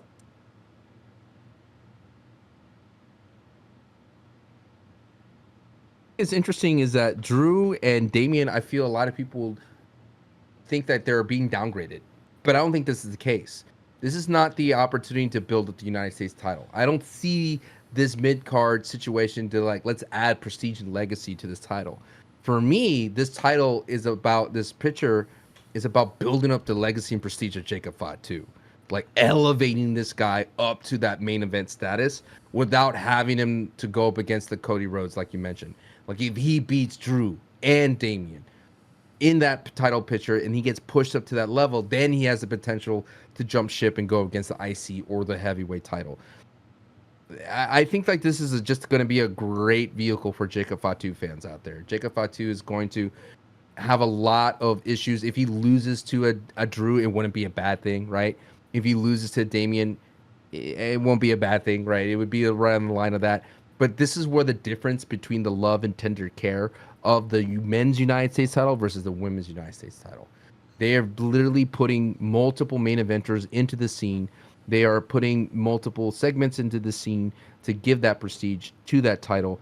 And at the same time, they're giving those opportunities for Jacob Fatu to shine in the main event. Now, you could easily do that to the women's title. I have always said that, you know, for the United States women's title, a Jordan Grace would have just been the perfect person to slot in there just to give something. And at the same time, can you imagine if Jacob Fatu came out, right, and it was just LA Knight saying, I want my rematch, and they go, okay, rematch at Backlash. You're like, all right, I guess we saw it, sure, I'm down for it. We'll get maybe we'll get some more promos against each other that we didn't really see at Mania. But now that you go, oh my God, Drew's here? Wait a minute, what are you doing here? And then Damian's here? Now we got something. We got some new flavors in the kitchen, you know? Mm-hmm. That's what's been exciting. And the same thing with Lyra and Becky. Yep. When Lyra went back and she, what was the feud she had right after winning the IC title? Who did she face? She didn't have a feud. She faced Dakota Kai again, and then Ivy Nile, and that was it. And yeah, then but she those weren't nice. feuds. Those were just matches. But that's what I'm saying. That's what I'm saying. That's what I'm saying. If Jacob Fatu went against LA Knight again, even though I love the glazed LA Knight, I'm simply saying that it would have been like same.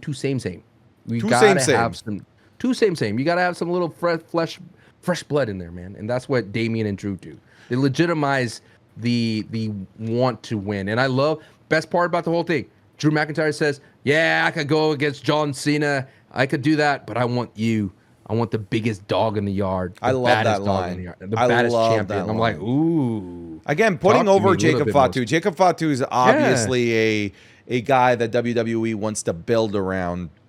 Now, my question is to you, how are we going to build Jacob Fatu? Is it with this title or is it with storylines and matches with these guys? Like, does he need the title to elevate himself the way that you were talking about? He needs dubs with or without the title, but with the title makes it, you know, I'm not expecting a Gunther run from him. I want him to win like some good matches against these guys. Like add some good banger matches underneath his belt, like the LA Knight one he had at Mania as a single star, because you have to build him up so Solo Sakoa can pull the rug underneath him. Got to build him up so he can be broken down and dissected by the thumb of Solo Sakoa. Why is it gross when I say thumb? I don't know. You say it so with so much vigor. That's what I do. That's what I do. All gas, no brakes. Let me turn. I feel like my camera's overheating. Let me turn on the fan.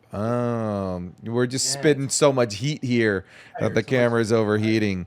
Well, let's move on here. We had a couple of things develop on Friday Night SmackDown. We had the return, re-debut, but not repackaging of Alistair Black. Alistair Black coming back to the WWE with the exact same presentation, right down to the candles that he had in NXT Black and Gold. What did you think of Alistair Black's return to the WWE? Okay, both lazy. All right, Miz amplified that segment as much as he can with his great promo. Right? Great Like, oh, promo. wait a minute, great promo. But the same way with Rusev. Like, what are you doing? Like, are you gonna feud with Miz? Are you gonna fuse with Carmelo? Like, I think Carmelo could step in. That'd be interesting. First feud for Alistair Black. The question I had, and forgive me if you're a fan. The question I had going into this is, did what worked in whatever year that Alistair was cooking and Rusev was cooking, does it work today? Right? If I made some bomb content back in the day, does it still work today? Type of vibe, right? Can the old guard still cook? And I don't know, because the interesting thing about Alistairs and the Carrions and the those guys is they're spooky, but they feel real, right? They're real spooky. If Alistair crosses into the Wyatt Six realm, then I think he'll have problems. But if he stays in that Karrion Cross type of real spookiness that's believable, where I don't have to think that he's supernatural, yeah, I could buy the hokey type of vibe. I think he'll be just fine. Yeah, it is interesting though that Rusev is being entirely repackaged with a different character and a different gimmick, Different song, new, too. different song, different He everything. said he doesn't need Lana. He said he doesn't need Lana anymore. He's his own man. He's his own man. He's just gonna use his jag body. But Alistair Black, they're coming back to his old gimmick. It's almost like the vibe that I'm getting is that Triple H never got to have his hands on a main roster Alistair Black. He helped create and develop this exact Alistair Black in NXT, and it worked. And then it got yoinked away from him, put on the main roster where he didn't have his hands on it anymore, and it got completely dismantled, destroyed, and basically ridiculed. I almost feel like it's Triple H saying, let me try my greatest hits again. Let me try what worked on NXT, and let's try it again now that I'm in full control. And you bring up a good question. Do my bangers from 2017 work in 2025? It's a long time ago that Alistair Black debuted in NXT. I'm more than anything just happy he didn't get Def Rebelled, by the way. I'm glad that he got like an actual good entrance His theme. OG one, yeah. But I bring the same kind of concern that we both brought when Rusev got debuted in front of Alpha Academy. This just feels like really low creative juices. The Miz helped make that moment. That promo was incredible. But it still feels like lowest common denominator. Like, this is just what you send everyone out to do, to beat up the Miz or to go out and beat up Alpha Academy, and it just doesn't land. I feel like you know what? Like, had the Miz and Carmelo Hayes, had they been doing an Andre the Giant Memorial celebration together in the ring, like how they were doing it backstage, and that's where Alistair debuts, that would have been a little bit more interesting, right? But this just feels lazy. It feels very easy. Like, hey, this has worked 65% of the time. It works every time when we put people up against the Miz. So let's just do it again. Do you feel that he's making the right right brand choice? I guess SmackDown? yeah. Oh, like in terms of what show he should be on? Mm-hmm. I mean, I'm trying to think on Monday Night Raw, like, what kind of room is there for that? Like, I feel like, yeah, like, I feel like on both shows, you're kind of slim pickings for time. You know, we already have so many people that don't get used. Right? On SmackDown, Andrade's a perfect example of that. You know, I don't think on this last episode we had Rey Fenix either. Right? So there's still this competition for time, and I think it's just as bad over on Monday Night Raw. I don't think that there was any like perfect place or brand to debut him. Obviously the Karrion Cross connection would have been interesting, but I don't know. I don't. Is it bad that I'm not that excited for this? It's basically what I'm trying to say. Like, I'm not feeling it. It's the 2017. It's the rehashing, brother. Let me tell you about a time in Fortnite when they brought back Fortnite OG. And at the time, you're like, oh, this is great. Fortnite OG's back. This is awesome. This is the same thing I used to do. This is the same kind of vibe. And then like a day or two later, like, but I've already played this. I've already seen this before. And then you're looking around like, should I play the new Battle Royale map? And then you go, wait a minute. Cody Rhodes and the Undertaker's in Fortnite. Ooh, wait a minute. By the way, shouts to Epic Games. They paid me a bag to make a video for that, and I did a really good job, my friend. I didn't get anything. Oh, hey, you don't even own them. Over 800K views, by the way, on the good old TikTok, showing off the Cody and Undertaker.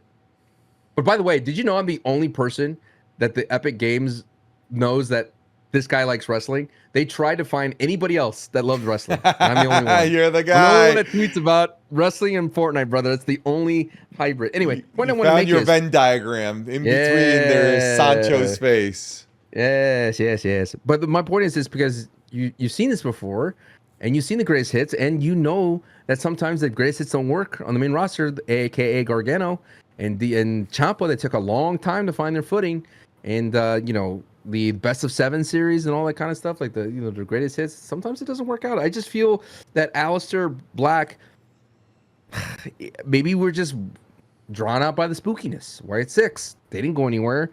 I mean, there's rumors that they might be going against Logan Paul, and they were behind John Cena in the van and the truck when he was talking to R-Truth. So they're still around floating, but it's the same thing with Alexa Bliss. Like, I love Alexa Bliss. She's cool. But where are we going to put her, right? Or what gimmick are we going to give her? People want to see her do the old Wyatt 6 thing again, but it's like, do we though? At the end of the day, Alexa Bliss is more than capable of doing other things. Man, it's a conundrum. Her little thing like this, and then her little choke slam move she does. She is apparently coming back soon, along with the Wide 6, and the rumors are that like she's just going to be straight out the leader of whatever this faction looks like with her. Does that pique your interest at all? Tickle thy fancy? How about this? What are you buying? Hey, man, like, I went to the menu and you told me there's a hamburger. You're gonna give me a chicken burger. I'll eat it, but it's not the same. I mean, why take away that power of Uncle Howdy? Unless they're saying like, I know there's rumors and we don't like to bounce off of that, but clearly there's Uncle Howdy has to be hurt if he's the most important figure out there, and if he's down for the count and they can't rely on him. I mean, sure, move it to Alexa Bliss. Transfer of power. I shall give you Alexa Bliss. Yeah. Hey, they did go from Bane to Talia al Ghul pretty much randomly in The Dark Knight, and they didn't build up to it in any way, shape, or form at all whatsoever. It was one of the dumbest plot twists in movie history. My favorite death scene, though, when she's like, Yeah. Oh God, The Dark Knight. What a movie masterpiece that was. Cinema. Oh. Cinema. By the way, we have a new brain rot in Match Club. Oh my God. Are you pumped about? I'm less pumped about Alistair Black, but then recently, on this episode of Monday Night Raw, we saw Rusev reveal the Redeemer, and that I clicked with. Did you click with it too? That I clicked with. You and I have been saying that, hey, if Rusev's going to come back to the WWE, let's try the thing that looked like a great idea in AEW, but they never really executed on it. The times it was on TV, it was great, but they never really gave it enough runway to truly take off. But I think every fan will tell you there was something there about the Redeemer. There was something there about Miro the Redeemer that we wanted to see more of, and we never got more of it on AEW. So let's just do it in WWE. Exactly. There was times on X when I was, or at the time Twitter, I was like, what is Miro's cooking over there? He would cut this crazy vignette about these outlandish things, and they felt real, and they felt like he was out to hurt somebody. And this promo kind of scratched that itch, Santi. He was like, dude, I'm going to go out there and I'm going to test you. I'm not here to hurt people. I'm not here to be a bad guy. I'm here to get the best you out of you. And I like that idea. I've always liked the idea of a heel who's who's trying to bring out the best in you, whether through Uncle Howdy isms or through brute painful, like what Gunther was doing. So it's really cool that he is the Redeemer and he's out there and I just feel like he's just so clever with his words. Like, who would say I'm going to use my jack body? like, it's just so good. And he's so intimidating. Like, the way they shot that, he just looks gaunt in his eyes, like he's dead in his eyes, but he's a force to be reckoning with. And I love the WWE saying like, look, he's not gonna have Lana. He's not gonna have a tank. He's like, I'm no longer fighting for. I'm not flying a flag that's not my own. I'm not, no longer. I'm gonna be me, and I'm gonna hurt people with my jack We body. hurt people. We hurt people. I think it's great, and it is Otis, of course. They're gonna go up against. He just cannot be stuck in that. There's another vortex, all right. It's the Alpha Academy vortex. It's like one of those ones because you have to go through everybody, right? You got to go through Otis, Tozawa, Otis, and then both of them together, and then you finally get through them all, and then you go up against somebody else that saves them. But I don't know. This I feel like the Rusevs, which has been rumored that he's being fast tracked, and the Alistair Black, like those kinds of people have, I think, the hardest path going forward because you got to get in, you got to get in, you got to fit in, brother, because there is not a lot of room on this roster. And the only reason why there is, Santi, is people are on break and on vacation. And as soon as everybody comes back, there's going to be a logjam. There's going to be a logjam. And what happens in logjams, you get Andrade. Yeah, but so why give us less matches on TV, dude? You're telling me that on Netflix you can't give me more? You gave me more when Seth Rollins and Braun Breaker and Paul Heyman debuted. That was insane. That felt like I was like, yes, this is why we're on Netflix. We don't have to go anywhere.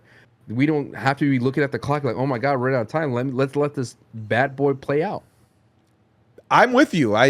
This is one of those episodes where I think for the most part we're agreeing on most things. I would love to get some more TV matches. We are in sick. It's gonna be May, and it is in like 2 days. I hate you. Come on, that was good. Come on, man. Okay, it was good. It was good. Come on, yeah. We also had Fraxium debut. You've seen Fraxium before, right? On NXT, you've seen Fraxium matches here or there. Okay, so this was a long extended look for you as somebody that hasn't watched NXT as much as I have, because I'm a real fan. What did you think? Grabs. Yeah, what did you think here about Nathan Frazier and Axiom and where they were put on the card, debuting against Los Garzas? I feel bad for Los Garza. They were doing something interesting. I know they're adding more to that fuel of being a disappointed dad from Santos Escobar.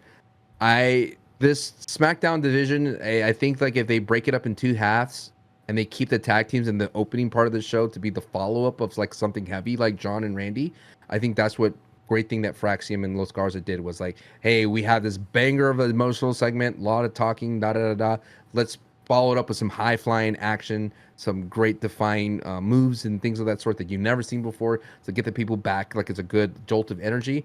I think if they keep up that cadence and they sprinkle in the tag division throughout the night, you're going to have a great show. It's going to have to be a well-rounded show that's going to have high-caliber wrestling, and then it's going to have a variety of lucha wrestling at the same time, and then it's going to have emotional things. That's what I'm enjoying about SmackDown, is that there's a clear line of these are the matches, the tag team matches are going to happen earlier in the show. You might get one in the main event like we had last time, but it's going to be the establishing tempo going forward. And I think Fraxium definitely adds to that. How they're going to be character-wise, I don't know. I feel like they weren't ready beyond for NXT like that, I don't feel like I got anything special from them as a tag team in terms of promos and things of that sort in comparison to what's currently on the roster. I mean, sure, they could probably be better than Motor City Machine Guns on the microphone, but I don't think they were. It felt like it was a move out of necessity just to add more bodies to that SmackDown roster. Mm-hmm. I will say, as somebody that knows Fraxium pretty well, they flourish in backstage segments with each other specifically. They've got some really fun banter between one another, and I hope that they explore that on the main roster as well. I do question why SmackDown, though. SmackDown Tag Team Division did not need Fraxium, if you ask me. I know. It's the Monday Night Raw Tag Team Division that is in the doldrums. They are just stuck in the vortex that is the New Day and the War Raiders. Hell, they just created a new tag team that everyone hated back last year. JD McDonough and Finn Balor are once again in the tag team division, which, by the way, I'm not gonna lie, I do want the Judgment Day to win those men's tag titles, but I want it to be JD and Carlito, so that the only one in the group that doesn't have a title is Finn Balor. There's something there that could be hilarious. Like A-Town Down Under is still just on the back burner for some weird reason. They're just waiting for a celebrity to show up to take a bump, dude. Brother. It's for you. I am almost like happy Fraxium is on SmackDown, because it almost feels like Monday Night Raw is where tag teams go to die at this point. Because they don't have a spot. SmackDown, they have a spot. That's what I'm saying. At least on SmackDown, there is a culture of tag team wrestling already and an expectation of tag team wrestling. My mind always just sort of gravitated to, hey, if it's working on SmackDown, maybe they're going to want to try and replicate that over on Raw, maybe after WrestleMania when things die down a little bit. But still, there seems to be no interest at all whatsoever in developing the Raw tag team division. Like, adding Finn Balor and JD McDonough is not it. It's not what people wanted. Adding Fraxium in there would have been great, but then we would have been adding a great tag team to a division that gets underutilized, and we wouldn't be able to see Fraxium matches. So if anything, I'm glad they're on SmackDown, because at least over there, they're going to get used as a tag team and be part of a flourishing tag team division. It's perfect for them. It's like when you get drafted by the right team. It's not like if you like slid down, I don't know, 6 rounds. Don't Sanders, am I right? Don't. Man, I came up with that. You guys don't forget it. I'm not gonna. No, you did it. I'm not gonna lie. when I was seeing that slide, I was hoping that he would go to the Cowboys so I could have him in Madden. You know what I mean? It gets to that point where you're like, just put him on my team so I don't have to do the dumb trade system. It'd be fun to put him. He's gonna be broken in Madden. You know that, right? Wherever he goes. Why? Because he's gonna have crazy speed. No, he's not mobile at all. He could throw on the run. He throws bombs. He is a significantly worse version than rookie Lamar Jackson. Shedeur Sanders is not good. He is not that good. He's not mobile. He's not. I've seen a lot of clips of him extending the play and yeeting it down the There's field. so many better quarterbacks than him. It's not even funny. Do you like Quinn Ewers? You would pick Quinn Ewers over him. No. So no, I wouldn't. Did you see when Quinn Ewers was in this draft house? He had all the taxidermy animals. Yeah. And people were tweeting like, is he at a Bass Pro Shop or a Cabela's, which are these American type of hunting rooms? Dude, yeah, man. The memes during the draft were great. Shedeur Dash Sanders was the one I saw. Oh, God dang, that's harsh. So, quickly, I know the draft's coming up, right?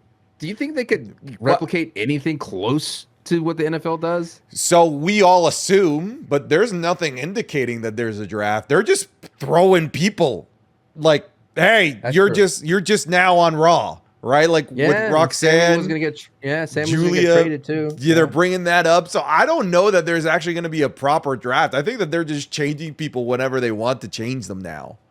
What if Seth Rollins and Paul Heyman and Braun Breaker just say, this is what's happening. You go there. You go there. We're making these changes.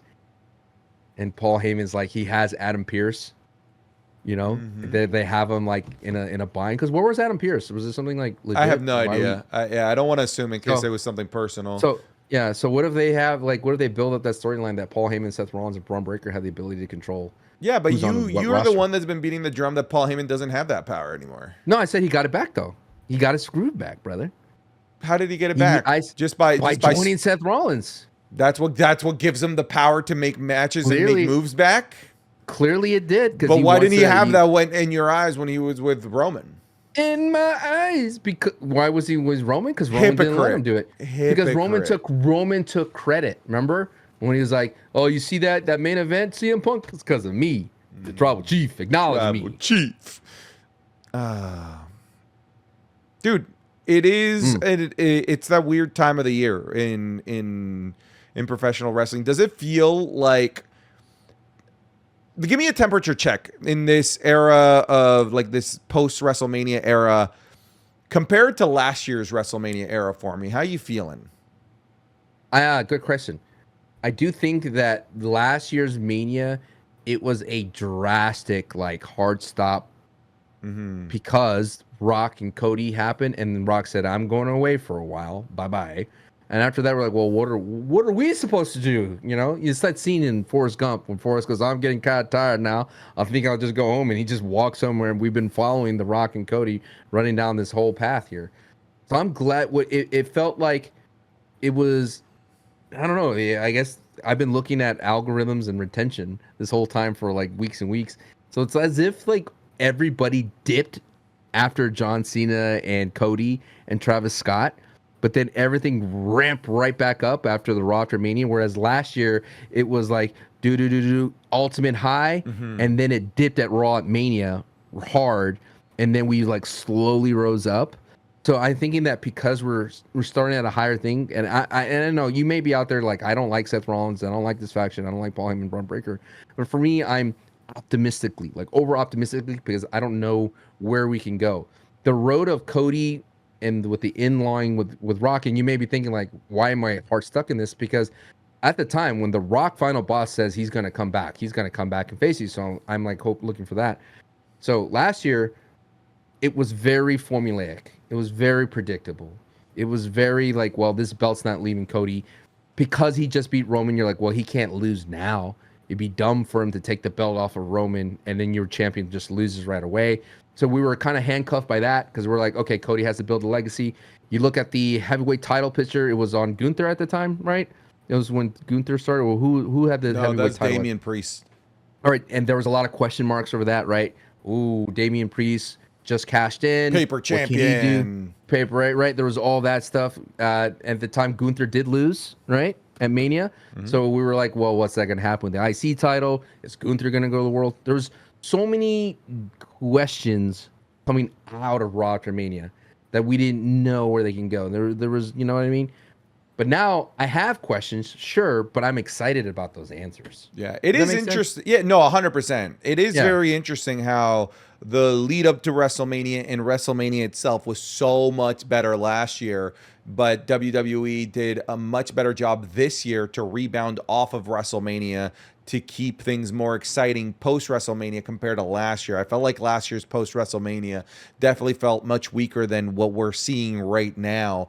And I think it's because of that night one main event being used to build and catapult what happens right after WrestleMania. Because, right, we came out of that night one main event not being satisfied that the story that we've been following concluded, but instead being left with a cliffhanger where we're like, well, damn, now what's going to happen after WrestleMania? And that's something that I don't think last year's WrestleMania did really well. It was last year's WrestleMania, I thought, was a really great finale, like the end of whatever storyline you've been following, whatever trilogy, like that's the end. Meanwhile, it did feel like this WrestleMania, in many regards, many things happen where they were setups for things to happen after Mania, like El Grande Americano winning, for example, right? Sure. That didn't end the El Grande Americano storyline. It left with a question where now you want to continue that storyline post WrestleMania, and I feel like they did it better this year, as much as of a travesty as the main event was. Because WrestleMania last year, they used night one to piggyback what you said, not to build up anything after Mania. It was used to build up that night two. Whereas here we have that night one continuing on. So that's my temperature check. Yeah. I'm very excited about it. I think there's a lack of bloodline matters a lot because it's exhausting storyline for sure. And the idea of there's a rising star in Jacob Fatu, that's exciting. And then there's some old blood coming in with Rusev and Alistair Black. I think they did a great job reloading. That was the thing that and look, let's just call it what it is. We're in an era of John Cena's as the 17th time champion. And John Cena running around with the championship, actually appearing immediately, having the potential to have a big banger match at Backlash, which we don't know where they're going to go because this is his last year. He could drop it at any point. Where can he drop it, right? Because if he drops it and then the next step after that would be like, when are you going to be a face again? So there's so many things left out on the table, whereas last year was like, well, I'm waiting for Rock and Cody. Yeah. All right, well, before we go into the new Heat order, dude, we forgot to talk about the TLC match. Oh, my God, That was so good.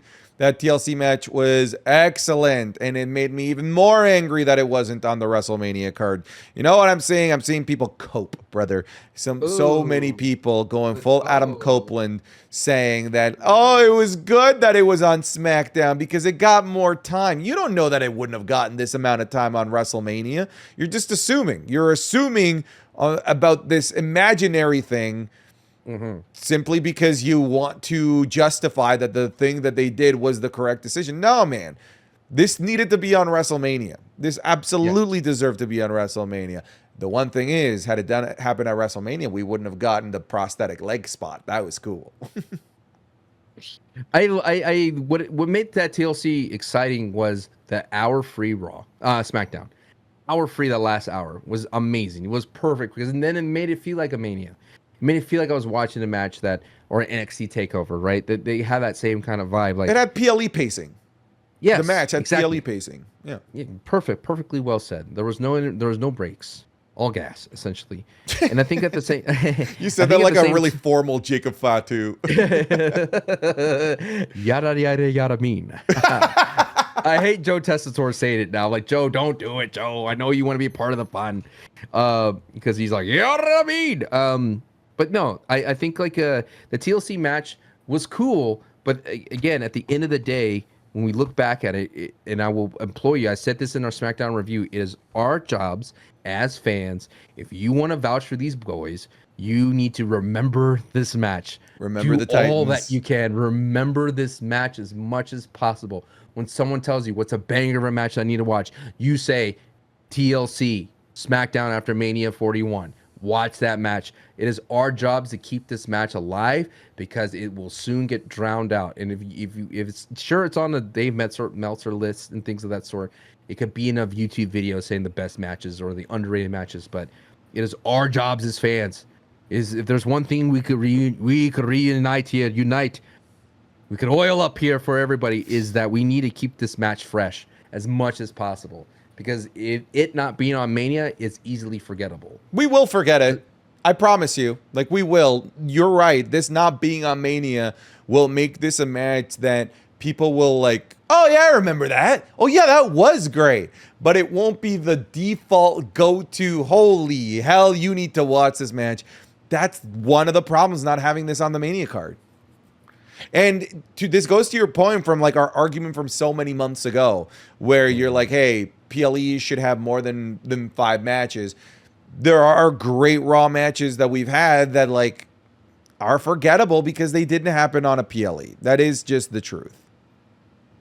Well, Mr. Insufferable is here. Went from Mr. Unwatchable to Hang Mr. on, I Insufferable. didn't agree with you in saying Sancho was right. No, I didn't. I said it goes back to your point. I did not. No, I did not. Please. Oh. New heat order. Bring me home. Everybody has a price, Santi. God, shut the hell up. Money. The $1 Million Man, which is absolutely worth nothing these days. Dog, it's like, imagine you think 2017 old cookie. Imagine $1 Million Man came out. I'm the $1 Million Man. Like, it's like, all right, cool, middle class. You middle class buffoon. I'm a crypto guy. I make millions every day. Cool. Enjoy your 1-bedroom condo in Miami. Dog, it's like, it reminds me of Dr. Evil. He's like, $1 million. Yeah.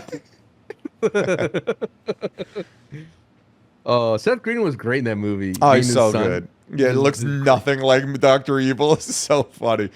Just crapping on everything that he says. Man, what a day. What a day that was. Life was simpler back then for being an Austin Powers fan, you know? Yeah, dude, Austin Powers is so good. We need another one. They need to bring this back.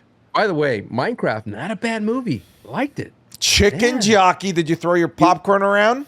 No, I didn't. I was with my kids and my mom, but it was really, really cool because like Lava chicken. It was a Jared Hess movie, right? So it's like a Napoleon Dynamite, Lancho Libre, same kind of vibe about it, and it's Jack Black, and so Jack Black says things funny, and Jason Momoa was basically hilarious. The whole thing. I absolutely loved it. It was a good vibe. It was a good vibe. And I didn't know any of the Minecraft references because Neither I'm not a do Minecraft I. guy. I have no it. idea what a chicken jockey is. I just know that people make messes in theaters when chicken jockey happens. Flint and steel. All right. Who's number one in the new heat order? And I have a pin today, okay? I still think it's Seth. I don't think it changes. I think it's still Seth and Braun. You know, people are going to make videos on him doing this. Yeah, and oh my God, yeah, The Rock. And I'm like, dude, I'm like, everybody does this gesture. But I love him just sitting there on the announcer's table doing nothing. Just sitting there like... It's great. Great. And Paul Heyman matching him with the suit and tie, the white tie. And Braun Breaker wearing a suit. Look, dude, straight out of Evolution. Evolution is a mystery. And did you get chills when he came out with Paul Heyman? Braun Breaker? I did, man. They look too perfect together. Right? Too perfect together. And you're like, wow. I will not go my tribal chief. Number 2. Braun Breaker. Can I cheat at number 3 and put just the TLC boys? Yeah. Just give it to all of them. But I don't want to take up individual spots for all of them. What was your favorite spot of that TLC Oh, match? dude, it's the spear. Come on, it's the spear through the table. That was insane. I love the skull and bones on the table when they stood on it. I'm like, dude, this is gonna break, and then it didn't break. Ah, it's great. I like the blockbuster, the Tower of Doom blockbuster on the outside was sick. You don't like Tower Dooms? What's up with but that? it was from the apron to the. But it's man, you're a hypocrite. You're a hypocrite. I see you, Sancho, and I see you for what you are. You are a hypocrite, Sancho. I'm telling you, I tweeted out a photo of Sami Zayn pointing, and I go, if I send this to you, know that I'm guilty of the same thing I'm accusing you of. Yeah. All right, number 4. Sami Zayn. Oh, he got murdered. Stephanie Vacker with a great debut with Ivy Nile. Which they double dipped the I would go Randy. I'd go Randy. Yeah, I'd go Randy like John or over John Randy. I think over John for this promo. Just for this promo. Yeah. Like they're basically tied. Like swear to God, like they're basically tied, but like just a slight edge to Randy here. I want John Cena to wrestle like he's afraid of Randy Orton. You know, like, oh, don't hurt me. I'm down, dude. I'm down for this. I'm down for this.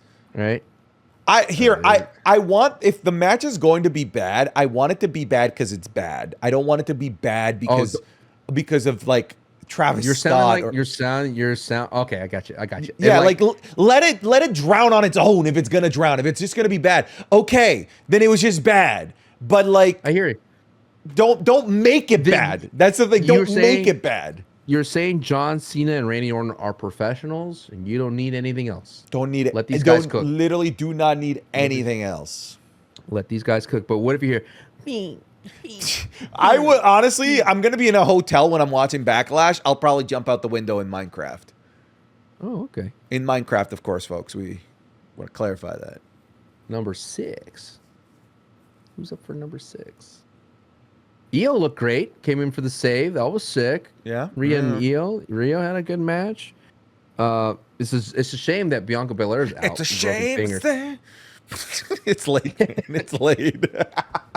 Somebody in the comment section just like, man, I hate when Santi hears like something from a wrestling theme and then he just like brain rot automatically says it. I do that all the time. And somebody says damage control. I'm like, damage control. Every time. Io looked great.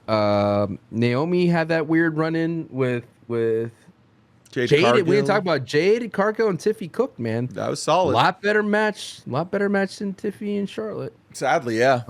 Because I wasn't expecting much. But then, like, I think what I said in the review, the clashing of the styles, and they just look so, it's like different statures. It just looks cool. And then the moments that get me to pop is like, wow, Jade could actually pick up Tiffy. Like man, that like flippy Alabama slam turned into a power bomb. That was sick. Yeah, and then Tiffy could actually pick up Jade. I was like, okay, this is different. This is cool. I could pick you up. And I heard the time of my life.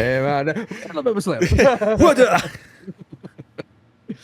Dude, did you see that TNA, the 450 Swanton? Oh my God, that was crazy. That was so crazy. Dude. AJ France is literally the only dude that tried to catch him. He tried. And he's getting tore all his the heat. bicep. He's getting all the heat for it, even though he's literally the only one that put his arm out, probably almost tore his like tendons on his arm, because that's a free falling adult male. Everyone else was he's the one getting the crap for it, but he's the only one that tried to properly catch the dude. Justice for AJ.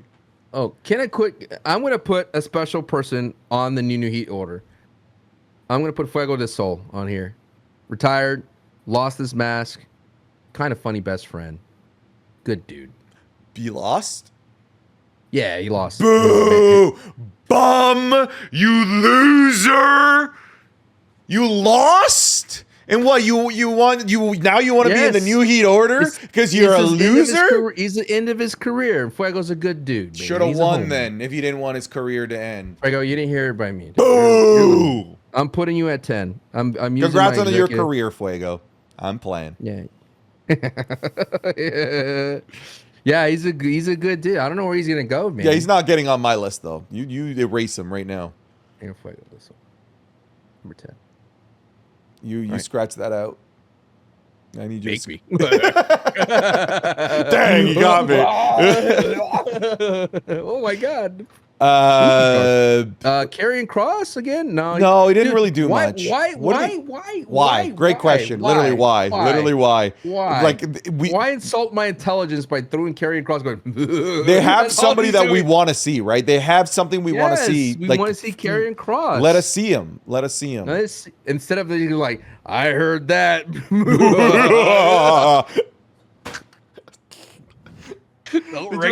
Did you ever play Crash Bandicoot on the PlayStation? Yeah, every now and then. Oh, okay, all right. If you don't know it as well, the people may go ahead. Say there is a character called Uka Uka. That's like the evil mask because Crash has the good mask, Aku or something like that. But there's Uka Uka, the bad mask. And he's aligned with Dr. Neocortex. And Dr. Neocortex laughs. Like it's basically he's carrying, bro. I'd rather get no Karrion than that Karrion. Than that. You know? I agree with you. Logan doing down anything to put for you? Jay had a great promo. How about Lyra? Yeah, I'll put Becky over Lyra. Sure, let's put both of them on there. Okay. Becky, Lynch, Lyra. Any love for Trick Williams going and invading TNA? That's sick. Cool. That's sick. And honestly, that might be the first title that changes hands.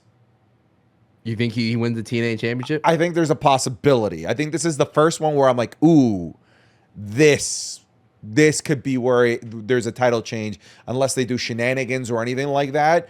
Because Trick, in the eyes of the WWE, which is the bigger company, is the bigger star here. He's the bigger star.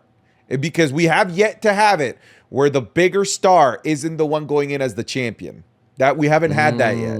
This is the first time in the TNA NXT combination of things. So cute. Where the bigger star is the one chasing. I think WWE you think Trick Williams gets a bigger pop than Joe Henry at Mania? No, I don't. I don't. I didn't say. Go back to my wording. I said in the eyes of the WWE, which is the bigger entity. And why wasn't Trick Williams at Mania? The defense rests, Your Honor. You know what?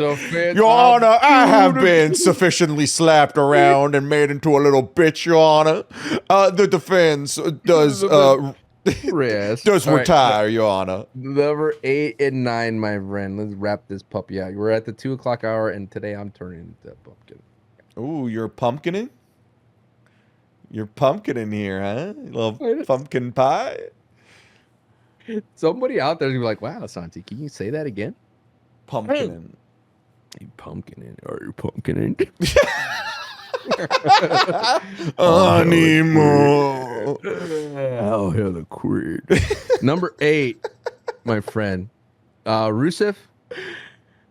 9 Rusev. The Redeemer. Dang, we're gonna put a video package over the straight up debut of Alistair. Dog, his black mask did not look that great. He hit him in the side. Yeah, like Jey Uso hitting Logan Paul in the shoulder. Okay, fine. Yeah, I'm down for Rusev. Rusev at 9. Rusev at 9. Who's at 8? Jay, Sami Zayn. I mean, Sami Zayn. I mean, some people like. Oh, Pat McAfee, bro. Oh yeah, you know what? Yeah, throw him Pat McAfee in there. Yeah, that's perfect. Yeah, good old Pat Mac. Fee. And then number 10. Fuego de Sol. Delete that and put Stephanie Valkyria. I'm gonna put her at 10A. With that. Oh, special shout out to Fuego though, the homie. He listens to our show. No, I know that. I'm just trolling. I'm trolling. I watch his Twitch streams like on the reg. Yeah, I mean, I wonder if he's gonna go unmasked during those. That's a good question, actually. That's a really good question. If he's gonna do unmasked Twitch streams. Fuego del Sol. There you go. There's your new. That's an underrated name, by the way. Fuego del Sol. I know, right? That's fire, literally and figuratively. And number 10 is Fuego del Sol. Number 10, Stephanie Valkyria. Number 9, Rusev. Number 8, Pat McAfee. Number 7, Lyra Valkyria. Number 6, Becky Lynch. Number 5, John Cena. Number 4, Randy Orton. Number 3, the TLC.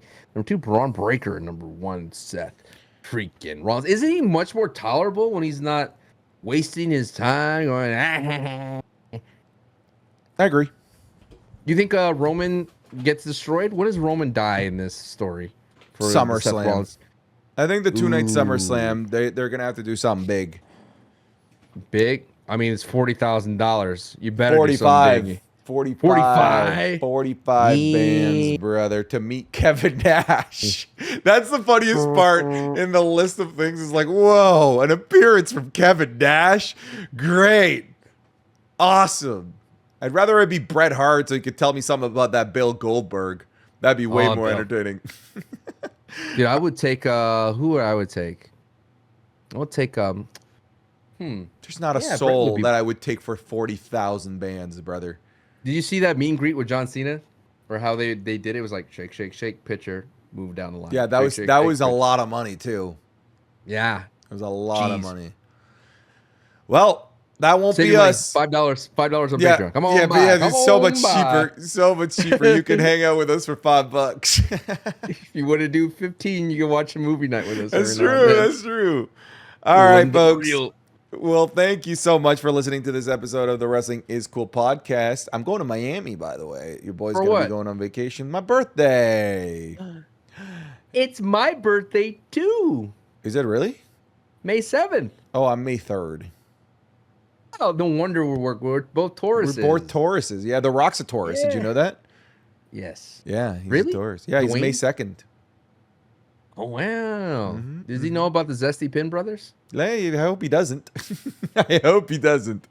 Dude, if I interview him, I'm like, Rock. No. Scenario.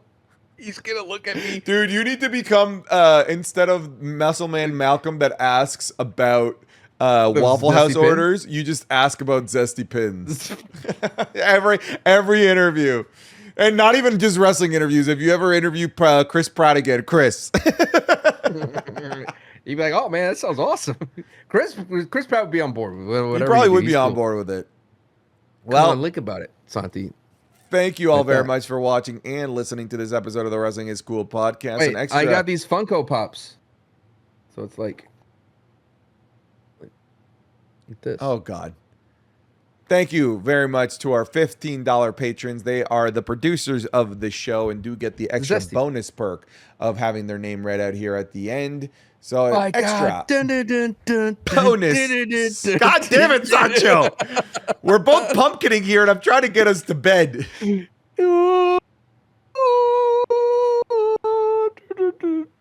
For audio listeners, he's holding up a action figure of Roman Reigns. So a special thank you goes out to Dominic Mysterio is the GOAT. First patron. Crazy Dude says, I hate Abby so much. Yo, me too. Abby's the worst. Abdullah. Oh, well, welcome and joining us, this video gamers. You could have been here like, I don't know, 5 remasters ago.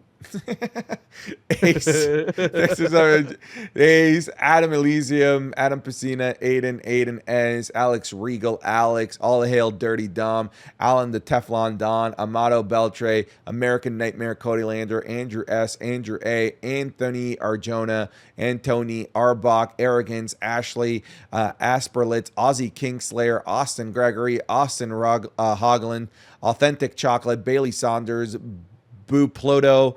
BFD is the skull crushing finale with less steps. Be Hostile, Big Man Bob, Blake Dela Cruz, Blast Pass 64, Blue Bod, Bluefish, Bobby 871409, Brad the Nerd, Brady Keaton, Brandon Fibley, Brandon Richards, Brody Cyphers, Brian Miranda, Bryce Burt, Caleb Hurley, Caleb Parker, Caleb Williams, Cameron Waring, Cameron Talks WWE, Carlos Gonzalez, CB, Cena, Cody, Double Turn and Mania, Chase Rose, Chimchar Collectibles, Chris Butner, Lucas, Chris Estes, Chris Eric Clark Jr., Christian Billick, Clay, CM Drunk, Colby Mayo, Colin Ketchum, Colin Roach, Conductor of the Pentatrain, Connor Simmons, Connor Hoffman, Cookies for Sale, Cool Whip Tim, Corey King, Sci-Fi, Dalton Dunbar, Danny Lamp, Danny Gunk, Darren Dunstan, Dick Girl, Derek Barnhart, Devin, Digi316, Dylan Stapleton, D. Lopez, Doug Dimmadome, owner of the Dimsdale Dimmadome, Dreadful Cupid, Drew Ashford, Dumsky, Dylan Ariola, Sean, Eduardo. Happy birthday. Happy birthday, man. Happy birthday to me?